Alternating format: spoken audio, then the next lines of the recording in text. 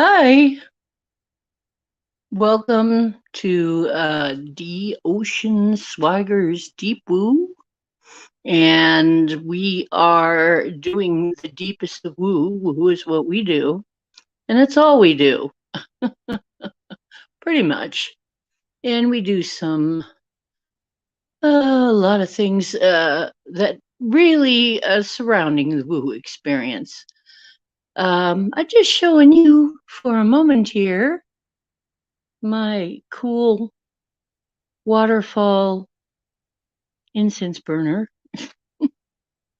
That's my outside view. I'm going to turn the camera around now. Give people a chance to get here and realize it's happening.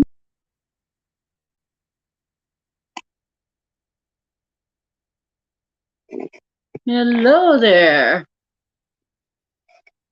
Okay. And we got something special going on today. As some of you know, hello, Marilena. Marilena. Marilena. Marilena. Let's see. Post a comment. And the comment is the link. Right here.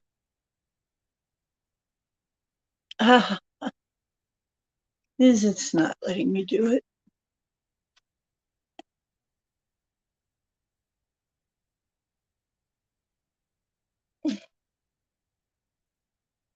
There.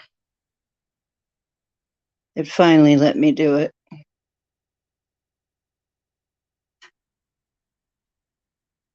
Okay. Gemini moon is in. That's too close. You get to see all my pores. See my pores. Whoa. Hello.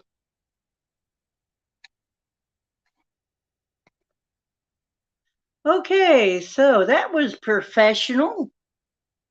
Cowboy thought it was professional. So all you have to do is tap that I put in chat and you can come on in. I will put my thing on. Okay. And go back to comments and then look at guests.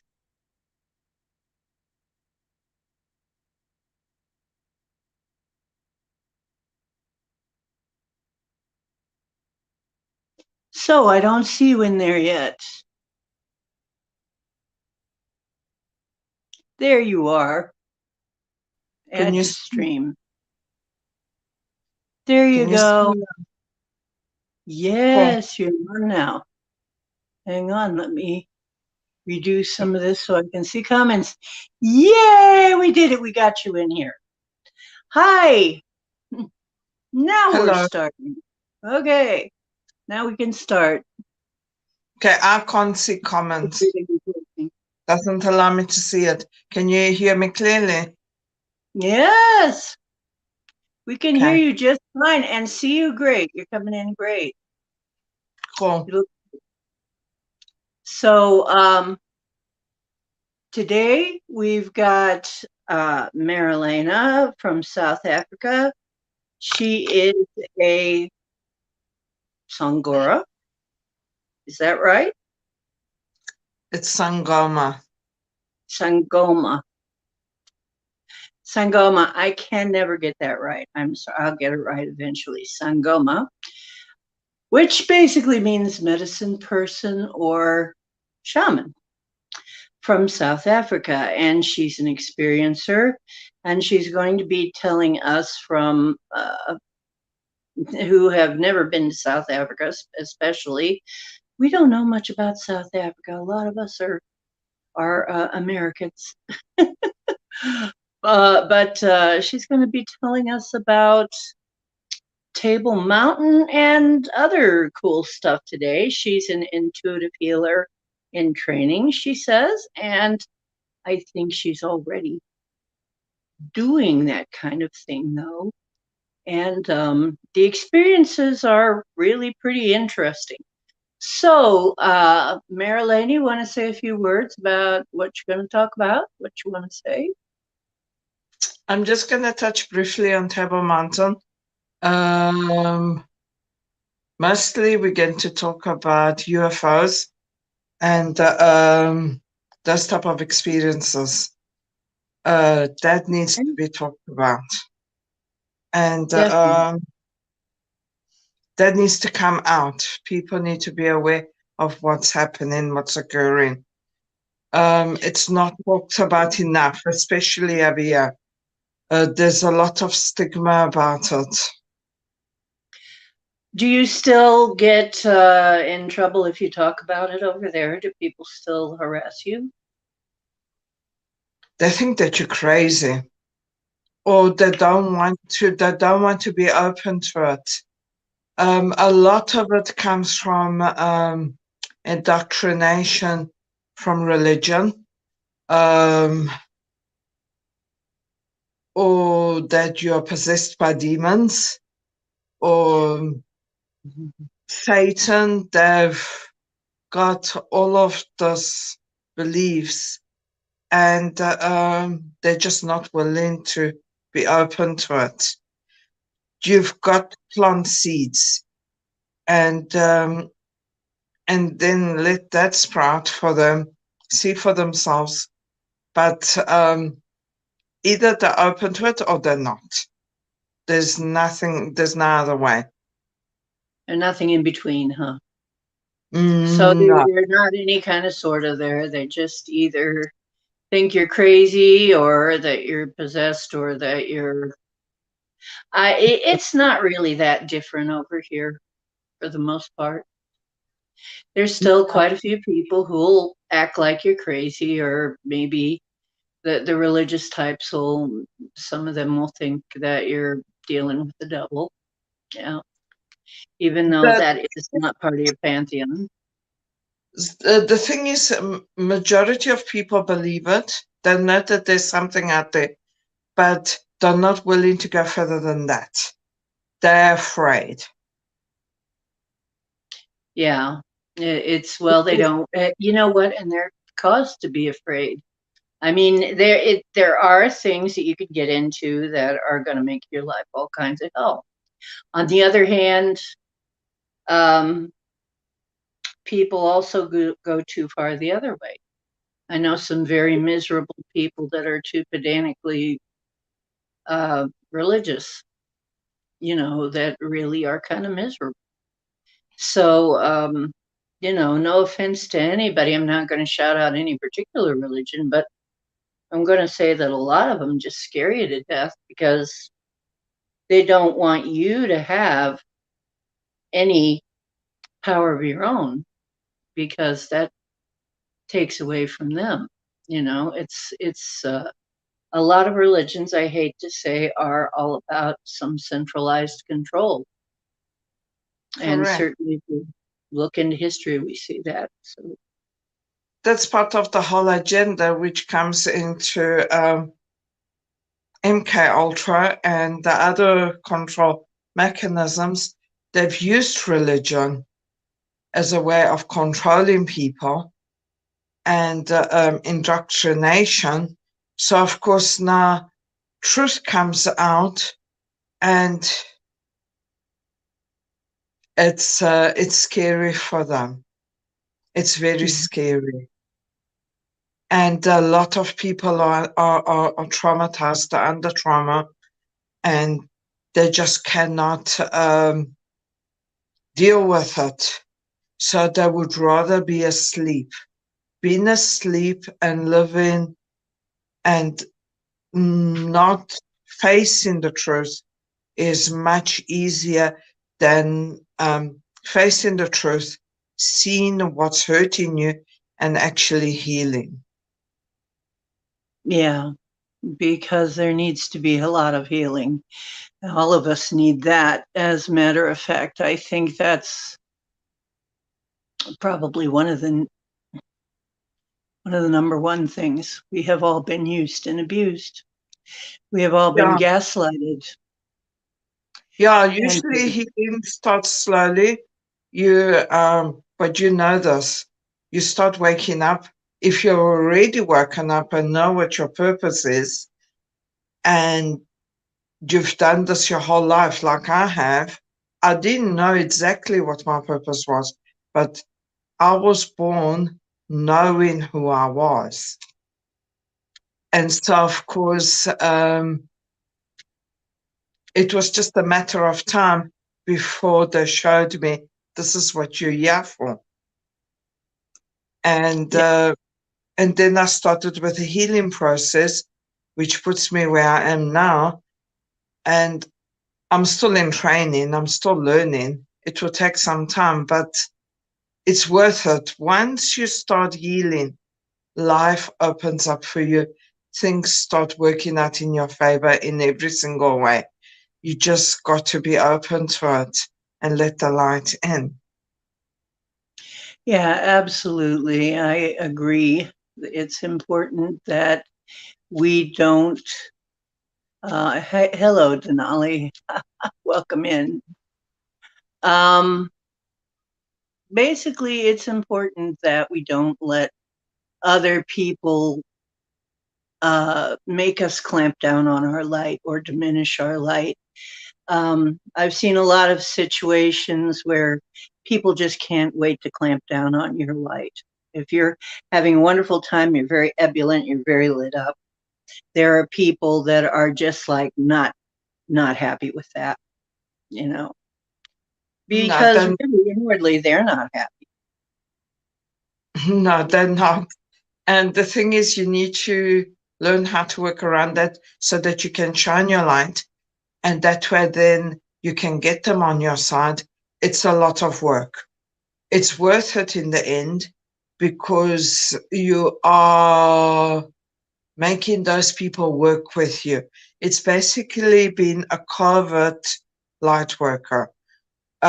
Is that it is because the only way I can do this is actually to spread the light and love and plant seeds.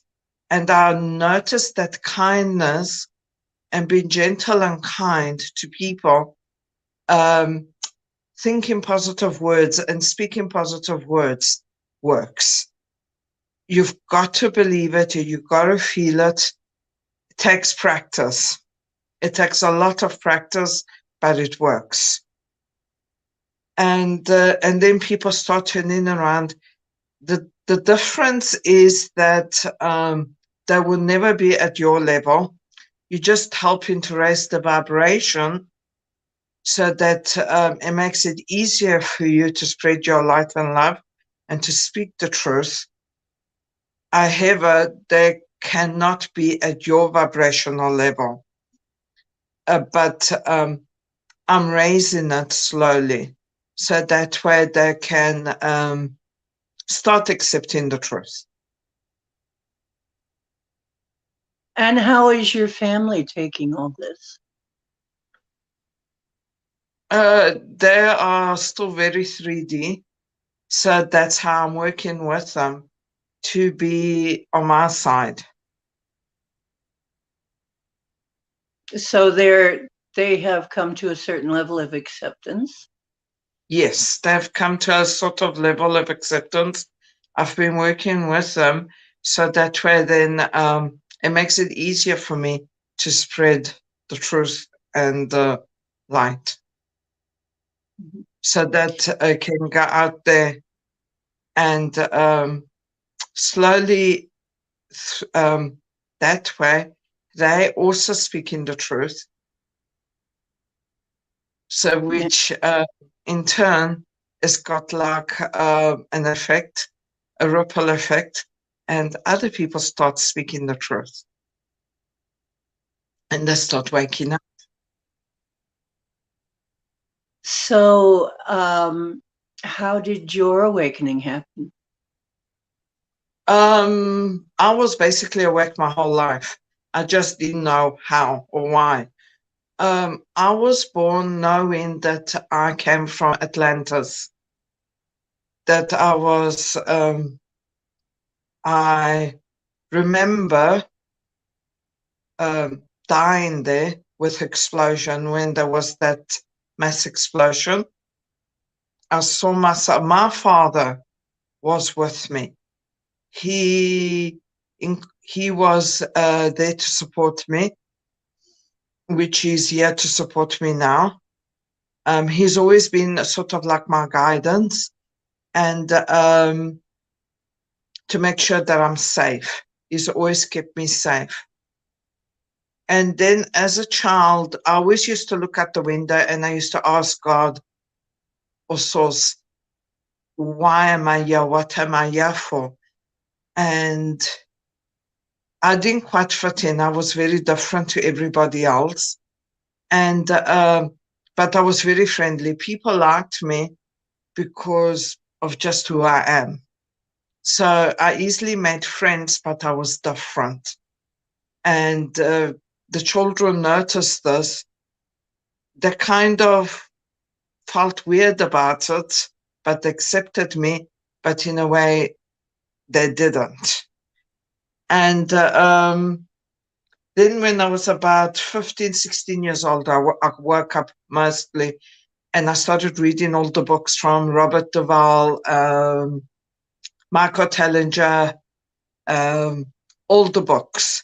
Michael, he's cool. Also from Eric, that German guy. I started reading his books. And this was in the early 90s. And at the time, we didn't have internet. We had just started with the cell phones. So I didn't have exposure on social media or internet. I had to go to the libraries. And I even went to the Cape Town library, the biggest library in Cape Town, to find books because I was so curious. I wanted to know all that there was. And I read a lot about geometry. That was one of my main interests, was geometry, the pyramids and the stars. So I started learning about numerology. I did very basic of astrology. I don't even understand how the charts work, but I did the basic of that one. And I read all the books because I just needed to know. And then my father said to me, come with me. There's this group that I was introduced to, which was a Satguru from India, Dera Radhaswamy. They are in Dera, Punjab, north of India. And it's the Radhaswamy group. And there's a living master. So a living ascended master. And so I went there and it clicked, immediately clicked. And I started reading the books, which was from Julian Johnson, Dr. Julian Johnson. And he's one of the authors. It's a very nice book to read. It will introduce you into the Radhaswamy principles, which is being vegetarian, non-alcoholic, and non-drug take using, doing meditation, and living the four principles. Those are the main principle. Is the four principles. That's what it's based on. And by the age of 18, I could put in an application through for initiation. And at the time, there was the Great Master. My master was still in training. He didn't know he was the master yet. And they said to me, you're very young. So then, are you sure? So I said, yes, I'm very sure. Put in the application. Within 3 months, it was accepted. By that time, the great master left his body. He went back, and my current master came in. And then after 3 months, I was accepted for the initiation. And in 1991, I was officially initiated on the path. And I became a satsangi. And I started following I started living the 4 principles, the 4 spiritual principles. And you want to tell us what those are? Basically is to speak impeccably and to always speak the truth and always to be kind. Treat your body like a temple. That means eat healthy and live healthy. Practice what you speak. Basically is walk the talk. And the other one is to basically connect with source. Embody the light and the sound. That you practice every single day until you get it, and then you practice some more. And that's kind of like playing the guitar, huh? That's you're basically practicing to become a master yourself. That's how it works. You are practicing in this life to become a master.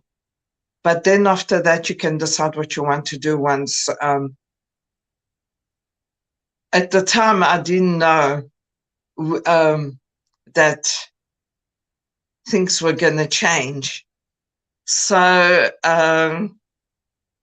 my master, he always says, this life is an illusion. At the time, I didn't quite understand. I couldn't wrap my ego mind around the illusion. And then it came through, and I understand what that illusion is, which is the matrix, and which is the hologram, and which this is a whole game that we are playing. It's if you know the Sims game and you have an avatar, that's what we are. We enter this body, which is very real to us, and we are playing this game. We did a darn job making it realistic, didn't we? Yes, we made it realistic, and we're very attached. But how it was explained to me was that I went through the dark night of the soul between 2010 and 2016. And my master came through because I've met him 3 times already physically. And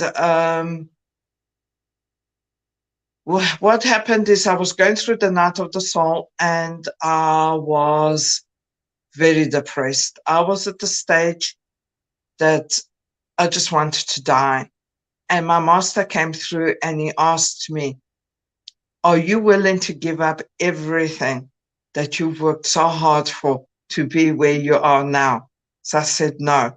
So he said, well, then start doing what you're supposed to be doing, which is what I am now.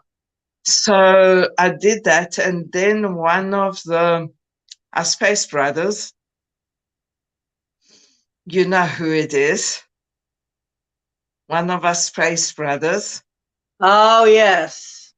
Came through, yes. And at the time, I didn't know who it was. And he's been trying to get my attention for so many years. He left literally hints everywhere, written hints. The paper I'm wearing. And so he came through and he said to me, and he explained to me how source works, what source is. So source is energy.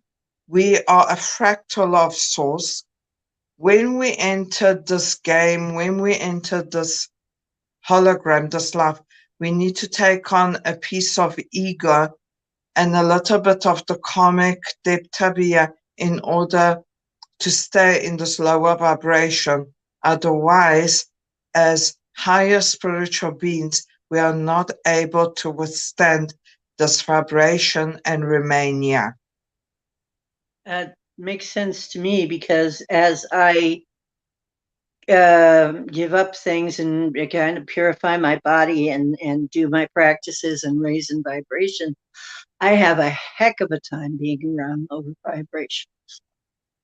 Yeah. It actually, So the higher vibration we go up, the less we are able to withstand the lower vibration, and things get more difficult for us.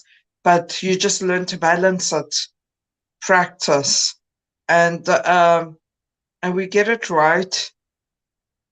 I just do a lot of protection. I just put a bubble around me every single day, every evening, in order to protect myself and also to withstand the lower vibration, because the lower vibration actually makes me physically sick. I have heard that the ones who vibrate higher than us, the space brothers and sisters, that one of the reasons, and I said this on the show, one of the reasons they don't stay here very long is because it can make them sick. The Yes. vibration is low. It's very toxic to them. After a while, they get sick. They just can't stay very long. And Correct. because they can, have to do something to be able to stay here. So, yeah, I expect, you have to make adjustments all the way along. Mhm. I would like to get a little bit into now, okay, and the word, I see the words can go right out of my head. Sangoma. Did I say it right? Yes, you said it correctly. Sangoma basically is an intuitive healer. There are people that are more connected with source and use their abilities to help people in different ways, which is via either counseling or guiding them. I've got many friends which they are physical healers. They like do physiotherapy and Reiki, that sort of thing. And they're very good at it. And that's how they heal. And so we all got different abilities. We all use it differently. And then after there's people that can do it via telepathically. And then afterwards, you see that the difference between the traditional sangomas here and you and I is that the traditional sangomas here use plant medicine, animal medicine, and they use traditional healing methods. So it's slightly different than us. We use more the spiritual side of it. We use more of the energy type of healing, and once you get crystals. I just remembered many people use crystals. I still use crystals to an extent. Yes. Yes. I started with herbs. Yeah. Once you start learning to use crystals, that's another nice one. I would like to learn to do that one, is to use crystals. And so, of course, the traditional sangomas is very different. That's how they do it. Mostly they have ceremonies like you see in the documentaries, and I don't associate with them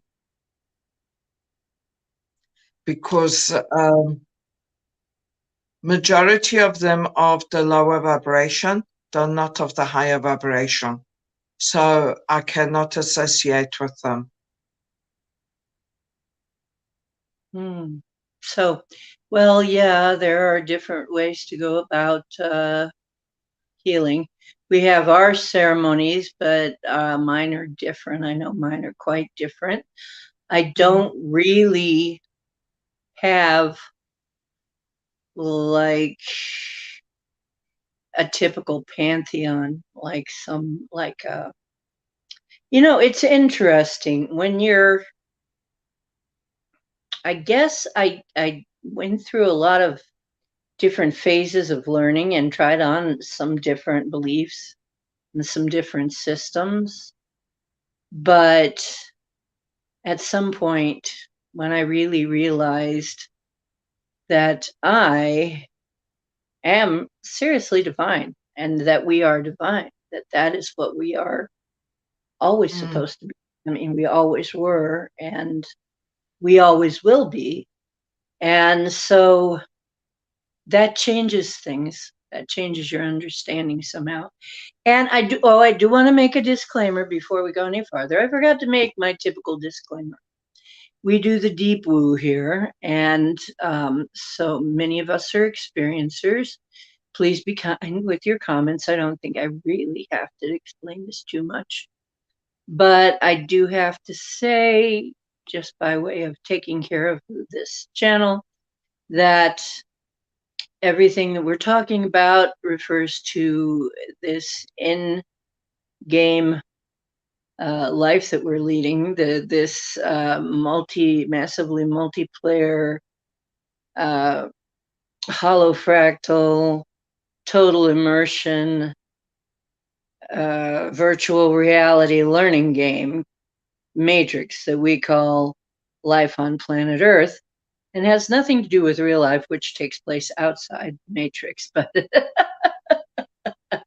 that should cover us to talk about almost anything now. Okay, my dear. Let's talk about, and by the way, if you're on this channel, chances are you had a part in designing the matrix, and you had a part somehow in constructing this matrix. So give yourself a little pat on the back. We made it darn realistic, didn't we?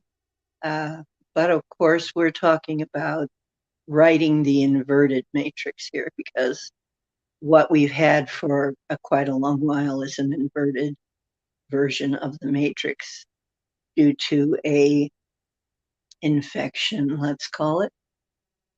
I think of it as a parasitic infection and a virus, as in a computer type virus. So if you can handle that, you don't have to believe it, but if you can handle that, that's just the way we roll around here. So, okay, let's go on. You have some stuff to tell us about South Africa, because most of us have never been there, and we'd love to know more about that. South Africa is absolutely gorgeous. It's beautiful. Yeah. The thing is, we are spread out far from each other. The capital cities are spread out far from each other. Mostly all the cities are based at ports, like Cape Town, Durban, Port Elizabeth, Saldanha Bay, Johannesburg, Pretoria are the only inland ones. Then there's Kimberley and Potchefstroom. Those places, those are all inland. Up the west coast, from Cape Town up the west coast towards Namibia, is all desert. Up the east coast, from Cape Town, the Indian Ocean. West coast is Atlantic Ocean. East coast is Indian Ocean, is all tropical. It's warm. So there's two contrasters here.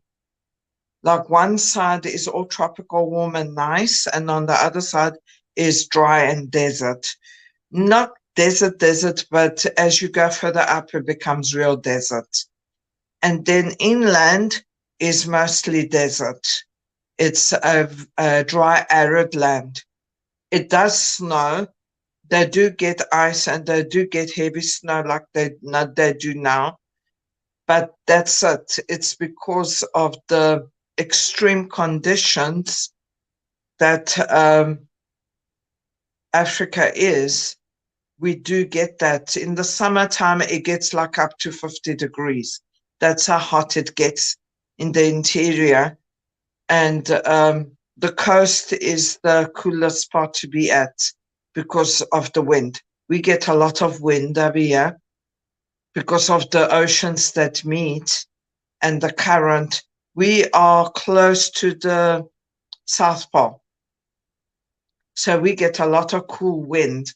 Now, what happens, that cool wind goes up towards the east coast and it becomes humid. And they get the humid climate there and the tropical climate. So Animals, basically, as it heads east, it gets wetter. yes. And the animals here, they are in nature reserves and nature parks because of the encroachment of mankind, which has spread out and they've taken over a lot of the natural habitat. So the animals have been pushed into smaller groups and into smaller pieces of land. What I'm saying is that Africa is large, South Africa is big. However, because it is mostly desert, the animals don't have a lot of space in which to live because they need the more tropical side of the continent to be able to sustain themselves and to Right. live because they need water. I got a question. Mm. And this is just a question that's kind of arising. I know that they say that the mountains keep the desert, but I've been able to send rain anywhere. Mm-hmm. So maybe you would like to help me decrease the size of the desert. If you like, I will help you. And it would be a nice little training exercise for you to decrease the size of the desert by getting it to rain. Would you Yes, like? why not? Yes. Would be fun, wouldn't it? And it would Yes. give animals more places to be. Will Mm. anybody be disrupted if we turn the desert green? No. I don't think so. I think maybe we Mm. should send them some rain. We'll work Yes. on that. Yes. Mm. And we don't have lions roaming in the street or wild animals. However, we do have hippos in the big rivers and lakes. That's further up north. The majority of people up here get killed by snakes and hippos and crocodiles. Yes, crocodiles. Yes, because crocodiles live in the rivers and they look for water. So it happens mostly among the rural villages where they live near the rivers and they go either do the washing or go collect water, or they cross the river. And then after either there's crocodiles or there's hippos. Hippos are very territorial. And if you're not aware, they'll come and they kill you, and they're very fast. I've seen videos of that. Yeah, they're way too fast to suit me. So is Africa another one of those places where everything just wants to eat you? Yes, Yes. yes, it actually is. It's up here in the Western Cape, we've got the cobras, we've got the Cape cobra, we've got the mole snake, we've got the green snake, we've got quite a few poisonous snakes. However, we do have beneficial snakes, the ones that don't harm you, that eat the rodents and the insects and things like that. So you've just got to be aware that if there's a snake, you call somebody and they come and take it away. Just don't kill it, because they are beneficial. Yeah, well, yeah, you need everything. I mean, everything, there is a chain, sort of a what they call the circle, and an evolutionary chain, sort of, not evolutionary, what do they call it?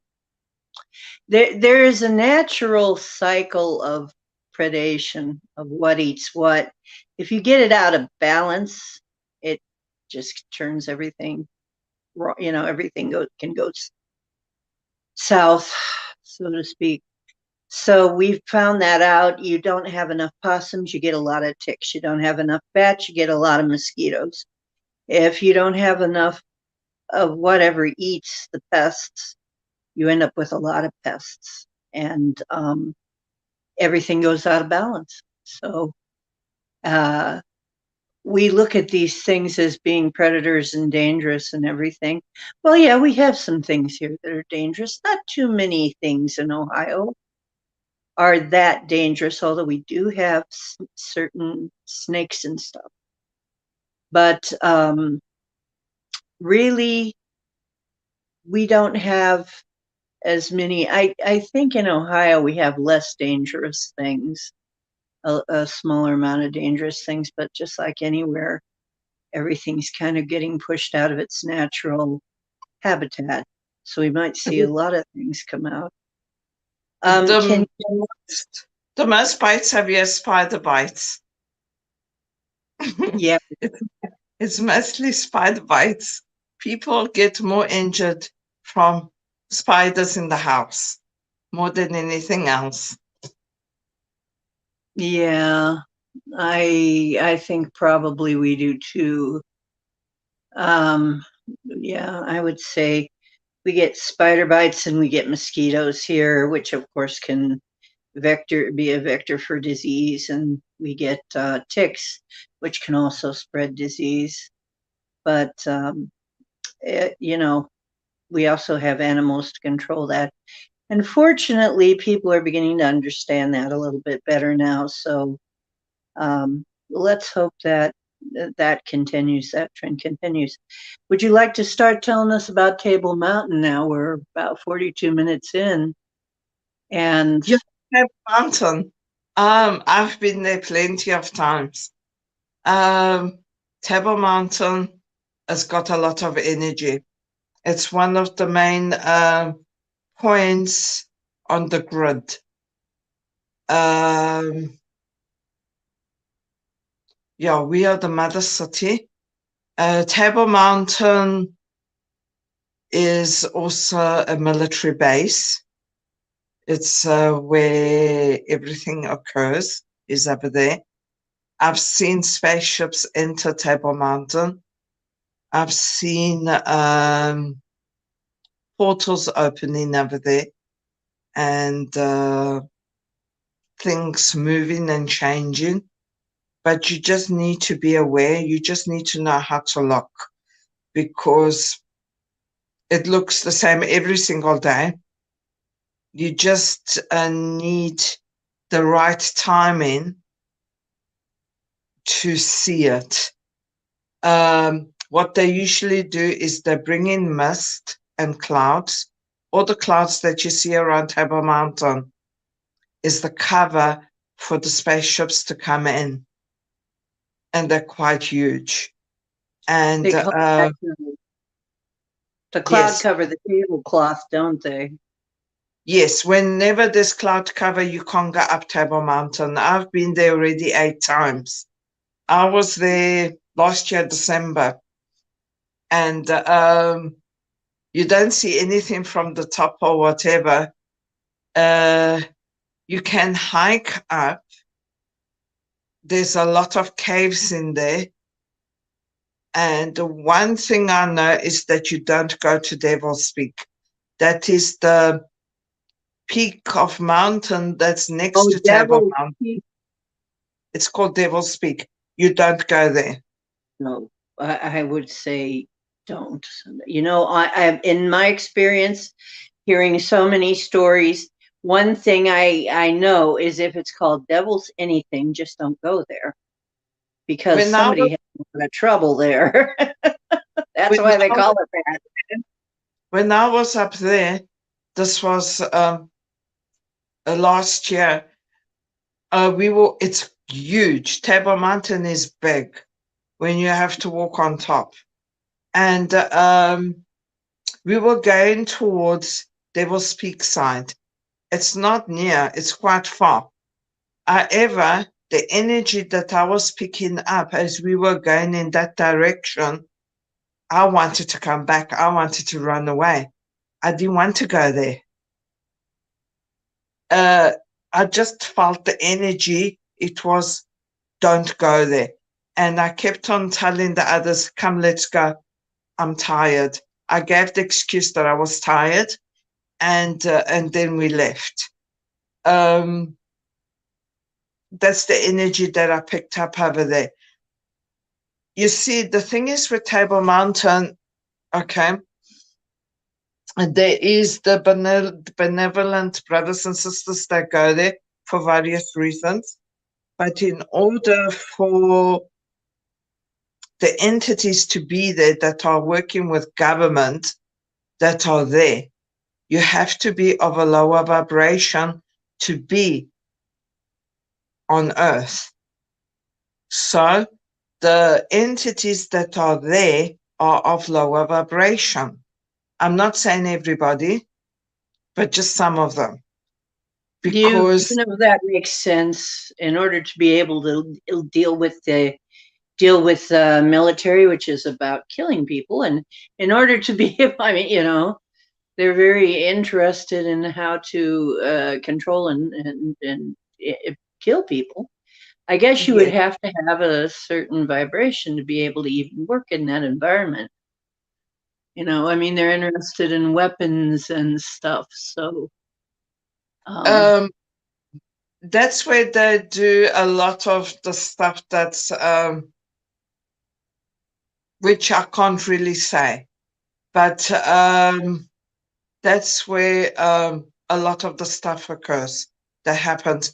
But then after that, there's other military bases around Avia, which nobody knows about. There's secret underground bases.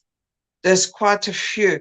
I mean, jeez, there's a lot because I don't even know where dumps. they are, but they're just spread out. Simonstown is a Navy base, which is not far, very far from there. It's on the other side of the mountain. When you look at pictures of Table Mountain facing Cape Town, there's also on the other side of the mountain, which is the other part of Cape Town, which very few people see, and that takes you to Simonstown, which is a Navy base, and takes you to Cape Point, where the two oceans meet, and then you go up the east coast.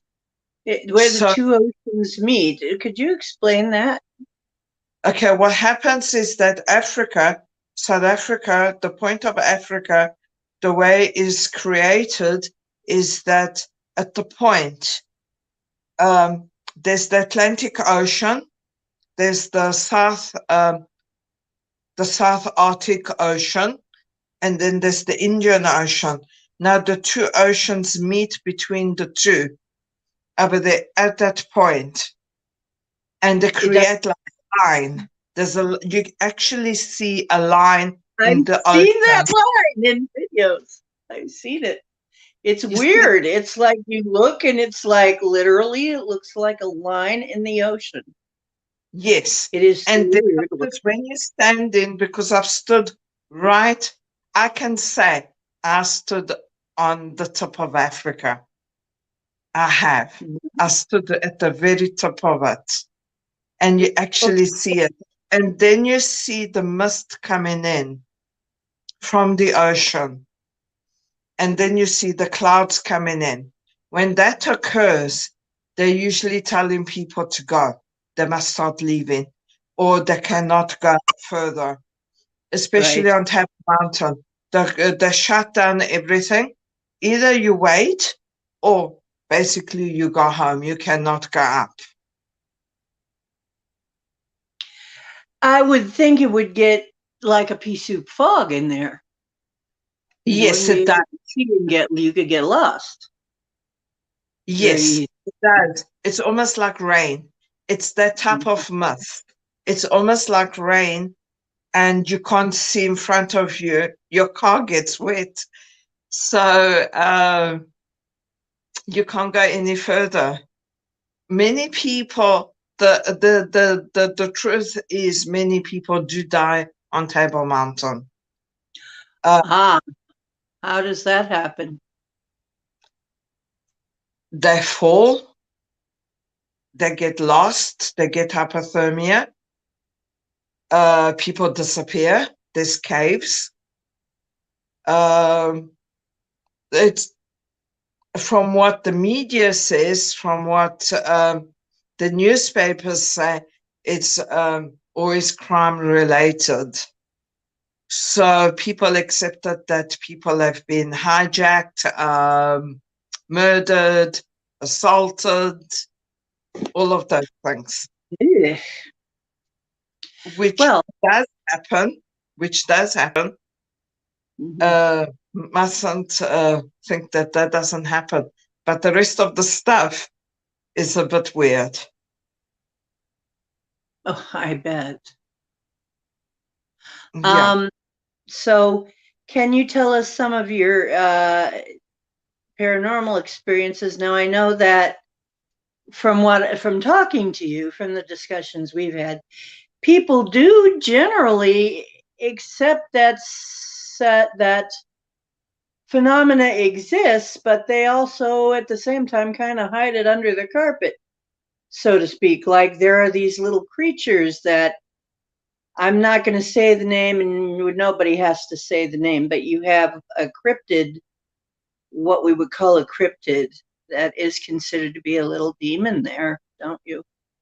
That you It is. had that people. I had them in the house under my sister's bed and my niece's bed. At the time, I didn't know that it was them. I thought that it was just entities trying to disrupt my life. And at the time, I spoke to Duke about it because I didn't know what in the world was happening. I remember I told Duke and I showed him the evidence of the bulb outside that was shattered. That was the time when it occurred. I was standing outside in between the two parts of the building at the back, and all of a sudden I saw this bright light and this outside light shattering, and I saw something run away. And then afterwards, I couldn't figure out what it was. At the time, I thought it was an intruder, and I called security, and they came to check, and there was nobody on the property, but there was glass everywhere. Wow. So then afterwards, I was trying to find out what it was, and eventually we figured out that it was that. Was one of these things that we don't mention because if you say the word, you supposedly can. Yes, They that like an invitation. They're always around. They're always waiting for that invitation. So I didn't know that they were inside the house already. And so, of course, yeah, I'm busy freaking out because I don't know what's going on. I'm getting all this paranormal stuff occurring around the house. My niece, she's getting scared. She's crying to me every night that she's seen things. And my cats, they were so smart and intelligent, but I didn't know what was occurring. And my cat would sit in front of the room by the entrance and pointed out to me that there's something underneath the bed over there. And he would sit there for hours. All three of my cats would do that. They would take turns and sit by the bed and look.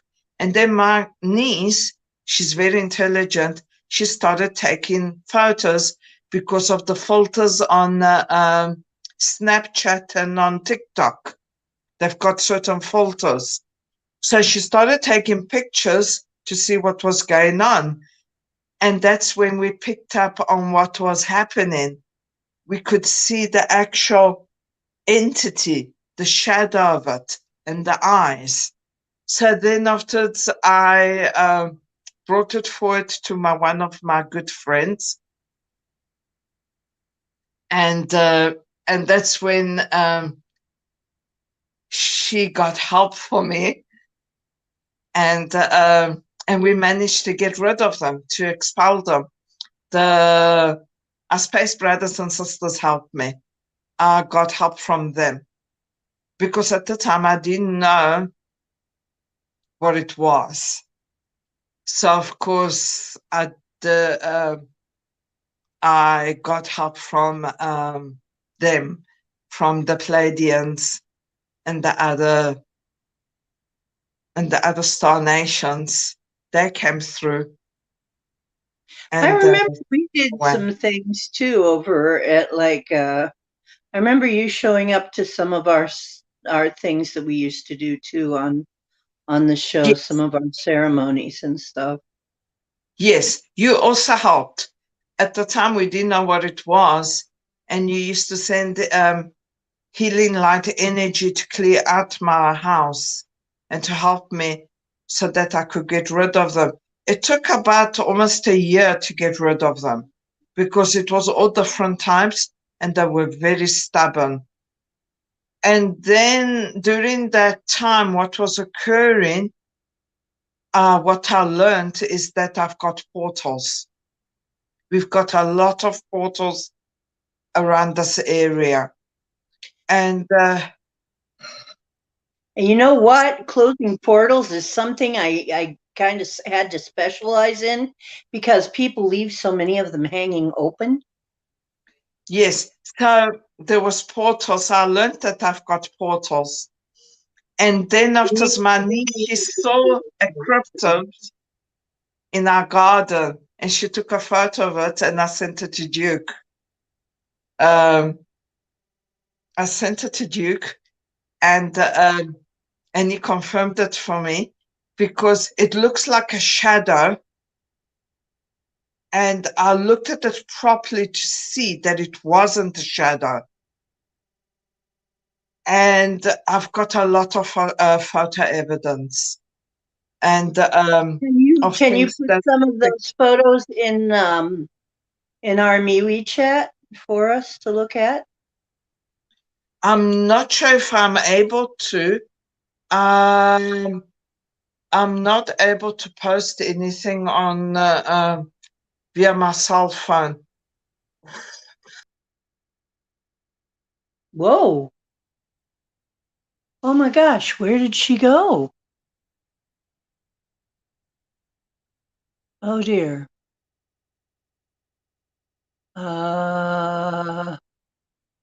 Hopefully she returns.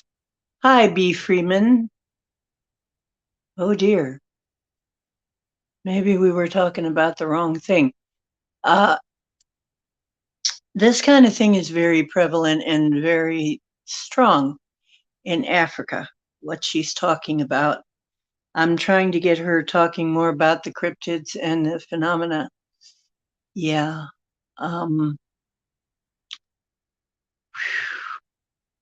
Yeah, portals, I so much had to go around and close all kinds of portals. People just leave. Sometimes they open naturally, but a lot of times people open them and they don't close them and they just leave them hanging open and things come in and things can leave and things can come in. And sometimes the things that come in are not very nice. They don't belong here. Some of them just seriously don't belong here and do harm. Darn. I guess what we have to do is just kind of wait for her to come back on, to come back in. Let me see here.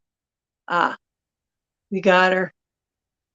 There Yeah. we go. We got you back. And unfortunately, I can't share via my cell phone, and my laptop is out of order, so I can't use my laptop at the moment, unfortunately.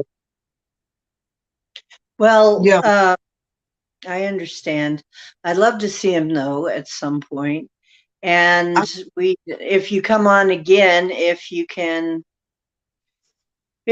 get them sent out at all, we'll put them in the thumbnails and we'll put them in the um, MeWe chat, MeWe.com. For those of you who haven't joined, it's free. We have Deocean, no, it's called Galactic Woo Crew. Yes, we have Galactic Woo Crew and the Woo Lounge. I guess it's Deocean's Woo Lounge. Pammy made them. So basically, come on in. Hey, Ann Palmer. Hello, fellow travelers. Yes. And who didn't I say? A, B. Hey. Yeah, thank you, Denali. Yeah, come and join. It's free and we can talk privately. It's a lot better than Facebook because they don't do the data mining, and I haven't had any trouble with people trying to hit me up for money. So, I mean, Facebook is just awful. If you make friends with anybody, it seems like a lot of people hit you up and then start talking to you like they're interested in you and then want money. And what I do is I always turn around and ask them the questions that I know they're going to ask me, and they can't answer it very well, and then they give up. And then I tell them, if you can't ask me any real questions that a real person would ask me if they were really interested in being my friend, then we don't have anything to talk about. Bye bye. But MeWe is better than that. Mm-hmm. So come on over to MeWe. It's not the dark side, and we don't have cookies. However, we may have waffles, possibly bacon. I don't know. It depends on what we bring. Anyway, back to our story. That that is the Woo Group. That's right. Thank you.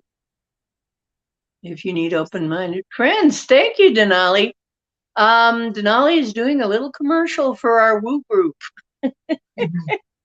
Okay, please do get into the cryptids and other paranormal stuff. People are here for the woo, darling. Here for the woo. You don't need any money. You don't need So, any money, Megan. You can join without any money at all. We're all broke too. No, we're not all broke, but we're not spending money on this kind of thing. Come on, it's free. You can join for absolutely free. Okay. Yeah. We so, are. Yeah. Go on. so, Ocean Mama, so I've got photographic evidence. I've got photos of UFOs as well, which I've seen. They don't come out very clear. The truth is, when you take photos of UFOs, doesn't matter how good your camera is, it's not going to come out clear. And so I've got those as well. I've seen those. I've actually seen a UFO come out of the ocean.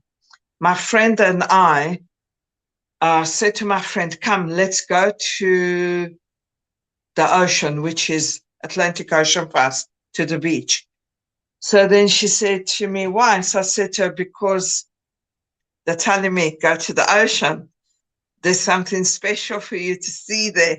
So we go there and it's all cloudy.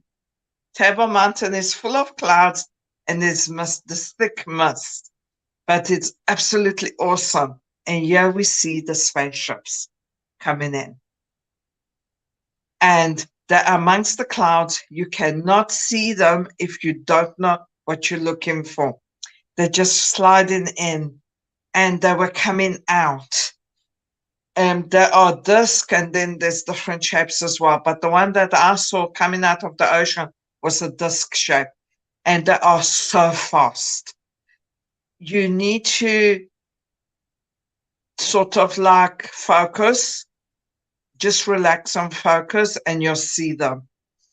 But the ones coming into Table Mountain, that was so cool. That was an experience that you need to see for yourself. Awesome. That's all I can say. I guess. It sounds to me like there's a lot of awesome reasons to visit, and there's also a lot of dangers. So you'd want to be with somebody who knew the lay of the land, so to speak, when you were Africa. Yes. But the thing is, so you've always got to be aware of your surroundings, Xavier, especially if you're a light worker, because you don't know what's going to happen next. And even though you've got protection, you just got to be aware. And we picked up on the energy of the dolphins while we were there. Because dolphins have come to say hi to me when I was there about twice, but it depends on which part of the season it is. Usually they're around September, between September and October, you see dolphins, Xavier. And but we picked up on the energy and we communicated with them via telepathy while we were there. That was also another cool thing. It was really nice. So we saw the spaceships coming in and going out of Table Mountain on that day. And then we took photos of Table Mountain with the clouds, but we know what to look for. We know exactly where they are in the pictures, because you would look at it and for you it's just clouds. You don't know what it is. You see, there's certain structures in the clouds, certain shapes that give you the indication of where they are. And the evidence is getting more frequent now. They are right here. They are here every single day, and they are in our skies. They're just camouflaged. You can't see them. However, when we have a lot of cloud cover like we have in this couple of days now, it's been raining nonstop, and we've had big, massive clouds. You can see them. The shapes of the cloud gives you indication that they're here. It's like cookie cutters. You know, like cookie cutter shapes? That's what it looks like. Here too, yeah. And sometimes it'll look like there's a hole, a weird shaped hole in the clouds. Correct. Like it's a round hole or a diamond shaped hole or something weird like that. And then the plasma, I've seen them making plasma around here. When they make plasma, that's like they're building a cloud around them, but it's denser than a regular cloud. Yes. It's not the same as a regular I get those often, Abia. I get them regularly. And like 2 nights ago, I think it was 2 nights ago, we are it's Thursday here. So it was on, I think it was on Monday. It was my Monday. It would have been your Sunday. It was at night. It had rained and it had stopped for a while. And I went to the front for some reason. And I looked outside and the clouds had these huge shapes. You could literally see them. And I called my sister and I said to her, come look. I said to her, look at those shaped clouds. Just check the way they're shaped. So then she says, yes, it's weird. So I said to her, those are spaceships. I said to her, if you know how to look at it, you'll see them, because they just had these cutouts, but it was so weird the way they were shaped. Sort of like the clouds are round, or they're misty, or they're just fluffy kind of thing. They're Or just there. triangular around here. We have a lot of these triangular, weirdly equilateral triangular clouds. Like that's normal. Yeah, Is you're that asking me to believe that this weirdly triangular, like sometimes a whole horde of weirdly triangular ships, yes, and and me to think shapes, this is normal. like different shapes. It's mind-boggling to the person that is not really aware of this. They would like sort of like, oh, wow. But it's so cool. I promise you, it's awesome to be able to see this stuff and to recognize it and see it for what it is. Wow, can you give us any more descriptions of what the ships look like? Because I'll tell you, around here we get a lot of triangles, we get some orbs, we get some what I Um, call the double bubbles, which are two that fly together. They're like I two will, orbs flying together. I will tell you of an experience that I've got witnesses of. Okay. This happened in 2018, and it was summer. It was in November 2000 no, January. So it was 2019. It was January of 2019. The year just started. It was at around 7:30 in the evening, summer. So it was almost sunset, but it wasn't sunset yet. There was still a lot of light. And my niece and I, we were sitting outside, and we were just enjoying the evening, playing outside. And all of a sudden, I saw a little drone flying past. And I thought somebody's playing with the drone, because it had the green, red, and white light. And it flew, and then it disappeared. Then all of a sudden, I saw a huge, I am not kidding you, a big, big triangular spaceship with the lights on each corner, right above my house. We get a lot of those. My niece, she was standing right next to me, and she saw it. And we were like, wow. And then afterwards, it just glided. It just glided, and it vanished into thin air. It just vanished as it glided over us. And then afterwards, I saw somebody posted on Facebook. Did you just see that space? Did anybody see that spaceship or that anomaly in the sky at such a time? So then I replied to her in private, yes, I saw it. It was at this time. And did you see the drone? So she said, yes, my husband and I also saw it. So I wasn't the only one that actually saw it. Strangers saw it as well. And then I posted it on the UFO group, on the South African UFO group, but nobody answered to that. So I'm guessing that only some of us saw it. And then the other one that I saw was further distant away. It was the bell-shaped one. There was this cloud, clear sky, totally clear. There was no clouds. I checked. And I stood on the chair to check if there was any clouds and anywhere else. And there was this weird looking cloud east direction towards the mountains, the hills. And I took a photo of it at 3 p.m. I went back at about 6 p.m. and it was still there. And I took another photo and understood immediately that's a spaceship. What it was doing there, I have no idea. It's like a silver, almost silver type of silver bronze type of color. It's disc shaped, but almost like a ball. It's got like that. Do you see the shape that I'm creating? Yeah. Something like that. That's what it looked like. I took a photo of that one, but in the photo, it doesn't come clear.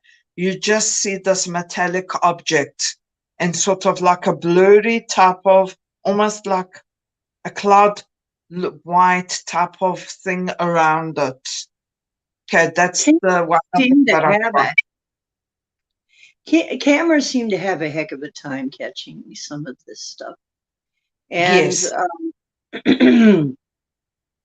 like for instance, we had these so many of these strange pillar shaped ones with what looked, when you looked really close and you really looked at it, kind of looked like maybe there was some kind of antennas or something coming out of them. Didn't look anything like SpaceX or anything, and they were just all over the place. And but when I would try to get a picture, it'd blur out. It'd start to focus and then just blur right out. yes, So correct.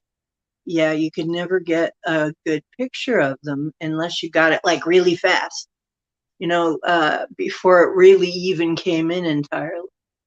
So, Correct. So then because after that first encounter, well, not first, but one of many, uh, then they started appearing more often and they started showing themselves to me more often. It's sort of like, you're already aware of us. We're just going to show ourselves to you now on a regular basis. We are not going to hide ourselves from you anymore. So that's why I'm able to see them. I got I And got that so, same message. yes. So I'm one of those fortunate people that gets the privilege to communicate with them and see them on a regular basis.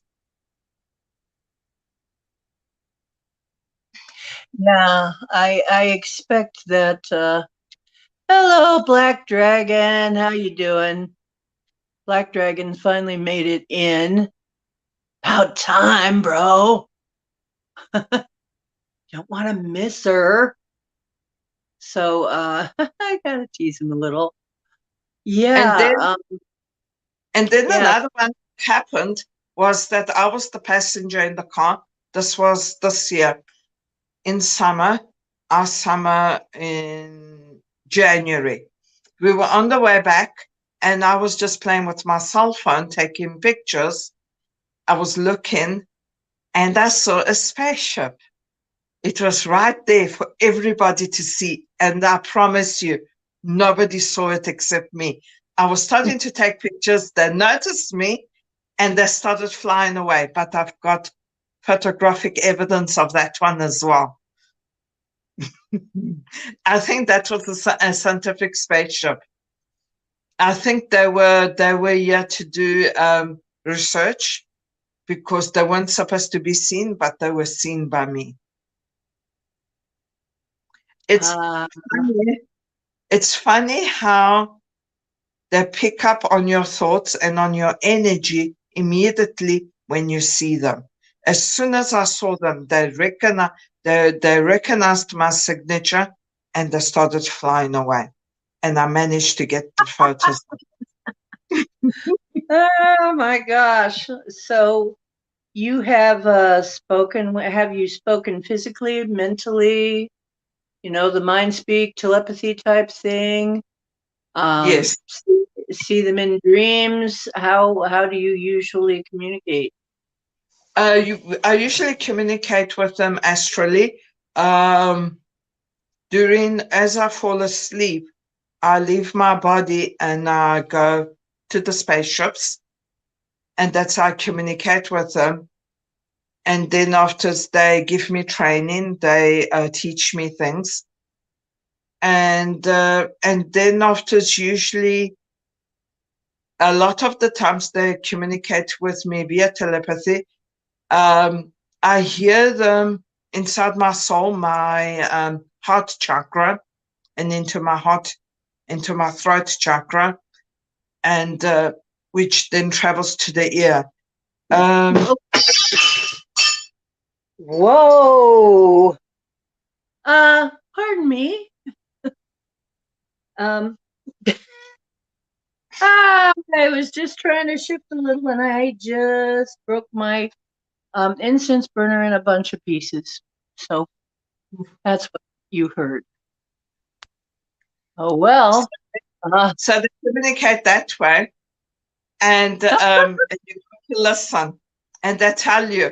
And when it's something really important, they'll shout it at you in your ear. Then you really do hear them. But nobody else will see them or hear them, only you. They cannot come down physically over here, so into our vibration. So that's why they communicate with us via telepathy and through astral projection, sort of like you join them.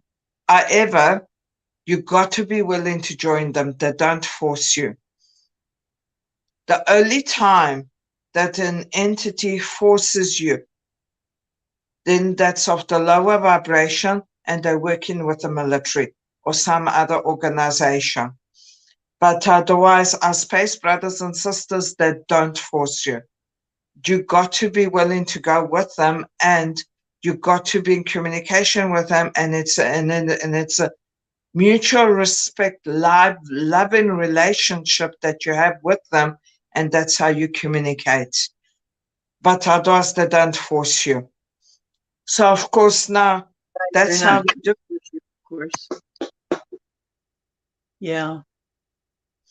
I end up falling asleep too, and then I know I do a whole bunch of stuff while I'm asleep. And sometimes I communicate with them as I'm waking up. I remember, or I'm aware that I'm in communication with them, speaking with them, and then I wake up. And that's when you remember pieces of your conversation. However, the ego mind gets in the way. When the ego mind starts getting in the way because it's trying to figure out what just happened, it puts information in there, false information, or information to try and interpret what you just experienced, and then it scrambles a lot of your memory, and you have to try and piece it together, and it's not easy. Sometimes you just leave it, and the memories come back in pieces, and you recognize it, and then you know. Basically, you know. It's a knowing. Thank you, Strangeland. You know what? Are you, if Strangeland, if you are in MeWe, okay, I'm trying to get back to Strangeland's comment here before it gets by. Sent you something on MeWe. Okay, I can't do it. I can't do anything about it right now because if I try to do something on this phone, we'll probably lose the stream. But yes. So anyway, I'm not worried about this thing that broke, but I do want to make sure I see anybody who's sending me anything. Okay. So okay, Marilena. So basically, what kind of people are? Can you describe the people? I'm in communication with the Pleiadians, the Syrians, especially the Arcturians and the Lyrians. The Lyrians is part of my family line from my mom's side. So I'm a lot in contact with them. I'm Andromedan Lyrian. And my dad is Syrian. Remember, my dad incarnated here to guide me. I've incarnated on Earth 4 times. This is my 4th time here. And my father incarnates with What me were you as a thinking, guide child? I'm kidding. to help me. So Girl. that's how I know. And so that's my family line. It's Andromeda, Lyrian, Syrian, and then of the Dacturians. How did Dacturians, you, they how, are very good. Pardon? how did you find out that you were, did you remember or were you told that you were these species, that was your lineage? Did you remember? Were you told? My father was in communication with Dacturians when I was a child. At the time, I didn't know what was occurring. And the Andromedan, they left me clues my whole life. They actually left me physical clues, like words, Andromeda, spaceship, Andromedan, Mm. messages on TV about Andromeda, anything to do with Andromeda, they left me the clues right there for me to see it. And I saw it. At the time, I wasn't aware and remember, I was doing a lot of research. I was reading a lot of books. I was trying to find out as much information as possible. But because the books were from the 1950s and the 1960s, especially here in South Africa, so the information I had was very limited. I had to go with what I was seeing and experiencing and by asking people questions. But because majority of people, they diss it and they don't want to talk about it, I couldn't. So I had to kind of sort of like always be in it, but without her saying anything to anybody else. I had to just be awake and pick up on cues and clues on what was occurring around me so that I could have the evidence and know what was occurring. And Andromeda, they literally left me messages and evidence, and I just did not recognize it at the time. So that's how I know. And my mom, she always said, "Oh, I love lions. I love lions. Those are my babies." And she always said that I'm a Leo because she was astrologic. She was born a Leo. So after she passed away, that's when I learned, okay, she's a Lyrian. She came to me in a Lyrian form, and I knew. And then my uncle passed away straight after her. And he appeared to me in his Illyrian form as well. And they're absolutely magnificent. They are so beautiful. They're like royalty. They are gorgeous. And the Andromedan, You the have a human. human form and a cat form, right? So, Pardon? like, they, as from what I know of Lyrans, they have a human form and a cat form. Yes, Actually, the cat form is not so much cat form like people perceive it to be. They've got almost cat features, but it's very slight. It's the cat features is mostly on the eyebrows, around the eyes, and slightly around the mouth, but they don't look like cats. You can see that there are cat features, but depends feeling which of a one. cat though somehow. That's what I noticed. You get They're a just feeling, yeah. the colors that they have is mostly like you know the color of lion. You know what the lions look like. Okay, those are their colors. They look like the lions.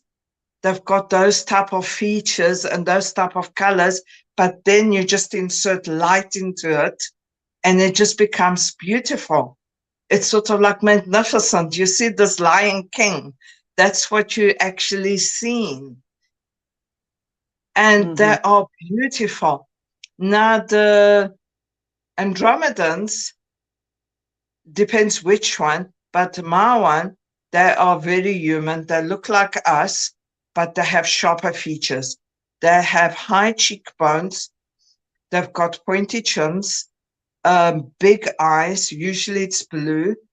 They've got a high eyebrows. Their head is shaped slightly bigger than ours, and it depends which one they are, because some of them have got blonde hair. They've got the white blonde long hair, which is absolutely gorgeous. And they wear a dark blue uniform. Not always, but they usually wear a dark blue uniform with an insignia on the chest area. Yeah, it's on the left side. And that's the Andromedan. That's the ones that I communicate with, which I'm in contact with. And then the Syrian, they also look human, but they got slightly different features. Sorry, my throat is sore. Sorry, hold on.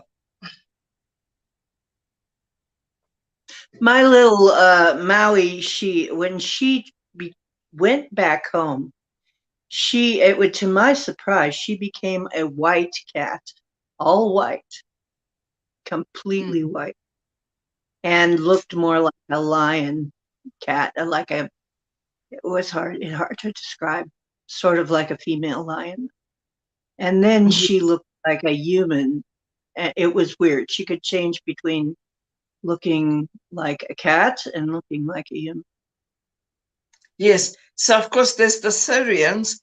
They've got a darker skin color. They look human. They're just slightly different. And then the Arcturians. They look exactly like they've been depicted. They're absolutely magnificent beings, the Arcturians. They are so loving. And they've got so much patience to teach you, which is awesome. I just love them. Oh, and by the way, hi, Jake. Jake is in. So did you say did somebody say something about owls, or did they just hear that? We didn't say anything about owls. The owls? I don't think so. I didn't hear it. Interesting, B. Freeman, that you heard that. Okay. Yeah, I didn't hear that. Okay, so basically you know what? So your descriptions of these people, so you've seen most of these people. Have you seen, okay, I'm trying to think, have you heard of the Horans and there's a lady who talks about the Tegets. I don't know much about the Tegets. I know something about the Orans myself. I seem to have connections with all of the same people, though. By the way, probably most of you will find you have connections with all the same people. And a lot of us also see. And you also see, is another thing I wanted you to bring up. Another thing you saw on the ship is the three guys I see all the time hanging out together. David and Freddie and Prince. Yes, I see them regularly. They what they do is that they come to me and they let me listen to the music. And how it works is that I go into the spaceship, they play music for me, and then they ask me, "Do you like this? Does it sound good?" And then afterwards, they probably channel it to a musician down on Earth afterwards. And but they really play good music. It's really awesome. They play nice. Yeah, I get a lot of music coming in. And usually when I hear from them, what happens is on my feed, I a Prince tune comes on, or something about David, or something about Freddie, and while I'm listening to the music, that's usually when they start to tune in and come in, and then we have a conversation. And a lot of times I see those three hanging around together a lot. So this is interesting that you see the same three hanging around. And wouldn't you say David in life, he had the high cheekbones and stuff? Would you say, um, what would you say he looks like? I just want your opinion. I'm not 100% sure, but he's got high. I'm not 100% sure. I didn't ask. That's the thing. I'm pretty I sure didn't he's a hybrid of something, some I kind. didn't have presence to ask. I didn't think of asking. I was just in awe. Usually when I'm in the company, I'm just in awe. So I don't ask because I think it's so awesome. That's usually what happens. What were you a hybrid with? Because he was obviously a hybrid.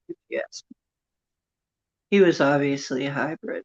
I mean, it just and he played a spaceman more than once, and both in a movie and in his videos, he was often an alien of some kind. So he obviously knew about these things. So it doesn't surprise me that you would find them hanging out on a ship. Now, this is the thing, hanging out on a ship, on one of the ET ships, right? On one of the Star Brothers ships. So are the Yes. Star brothers and sisters must be aware of them too, then? Yes. Well, the spaceship that we were on, it was one of the common ones that I'm always on. It looks like a lounge, and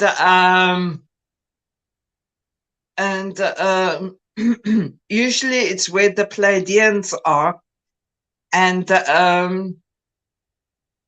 we just stand in a room, and we're busy practicing, and they're busy practicing. I can't play an instrument. As far as I know, I can't play any music, and I can't sing. But they usually ask me to listen to the music to find out if it's okay.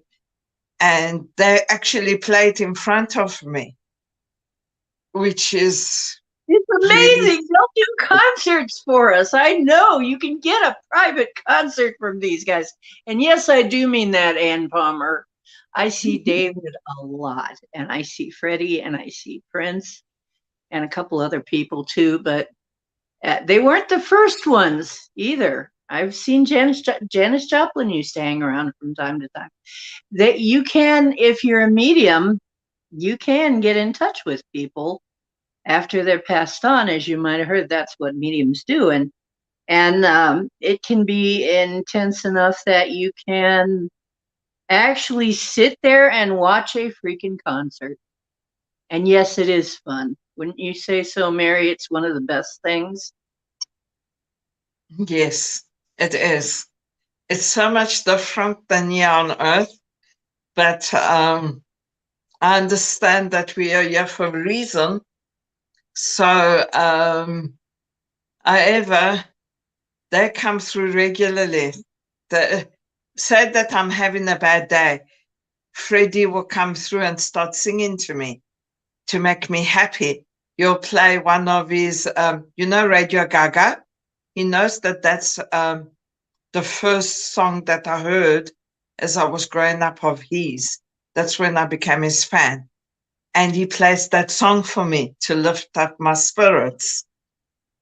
So, and then after all of a sudden, they're playing it on my Spotify, on YouTube, or somewhere. So I know that that's how they communicate. And it's a lot of fun. They're already in 5D. I have a place in the fifth density that, or dimension 5, or whatever you call the place we're heading for.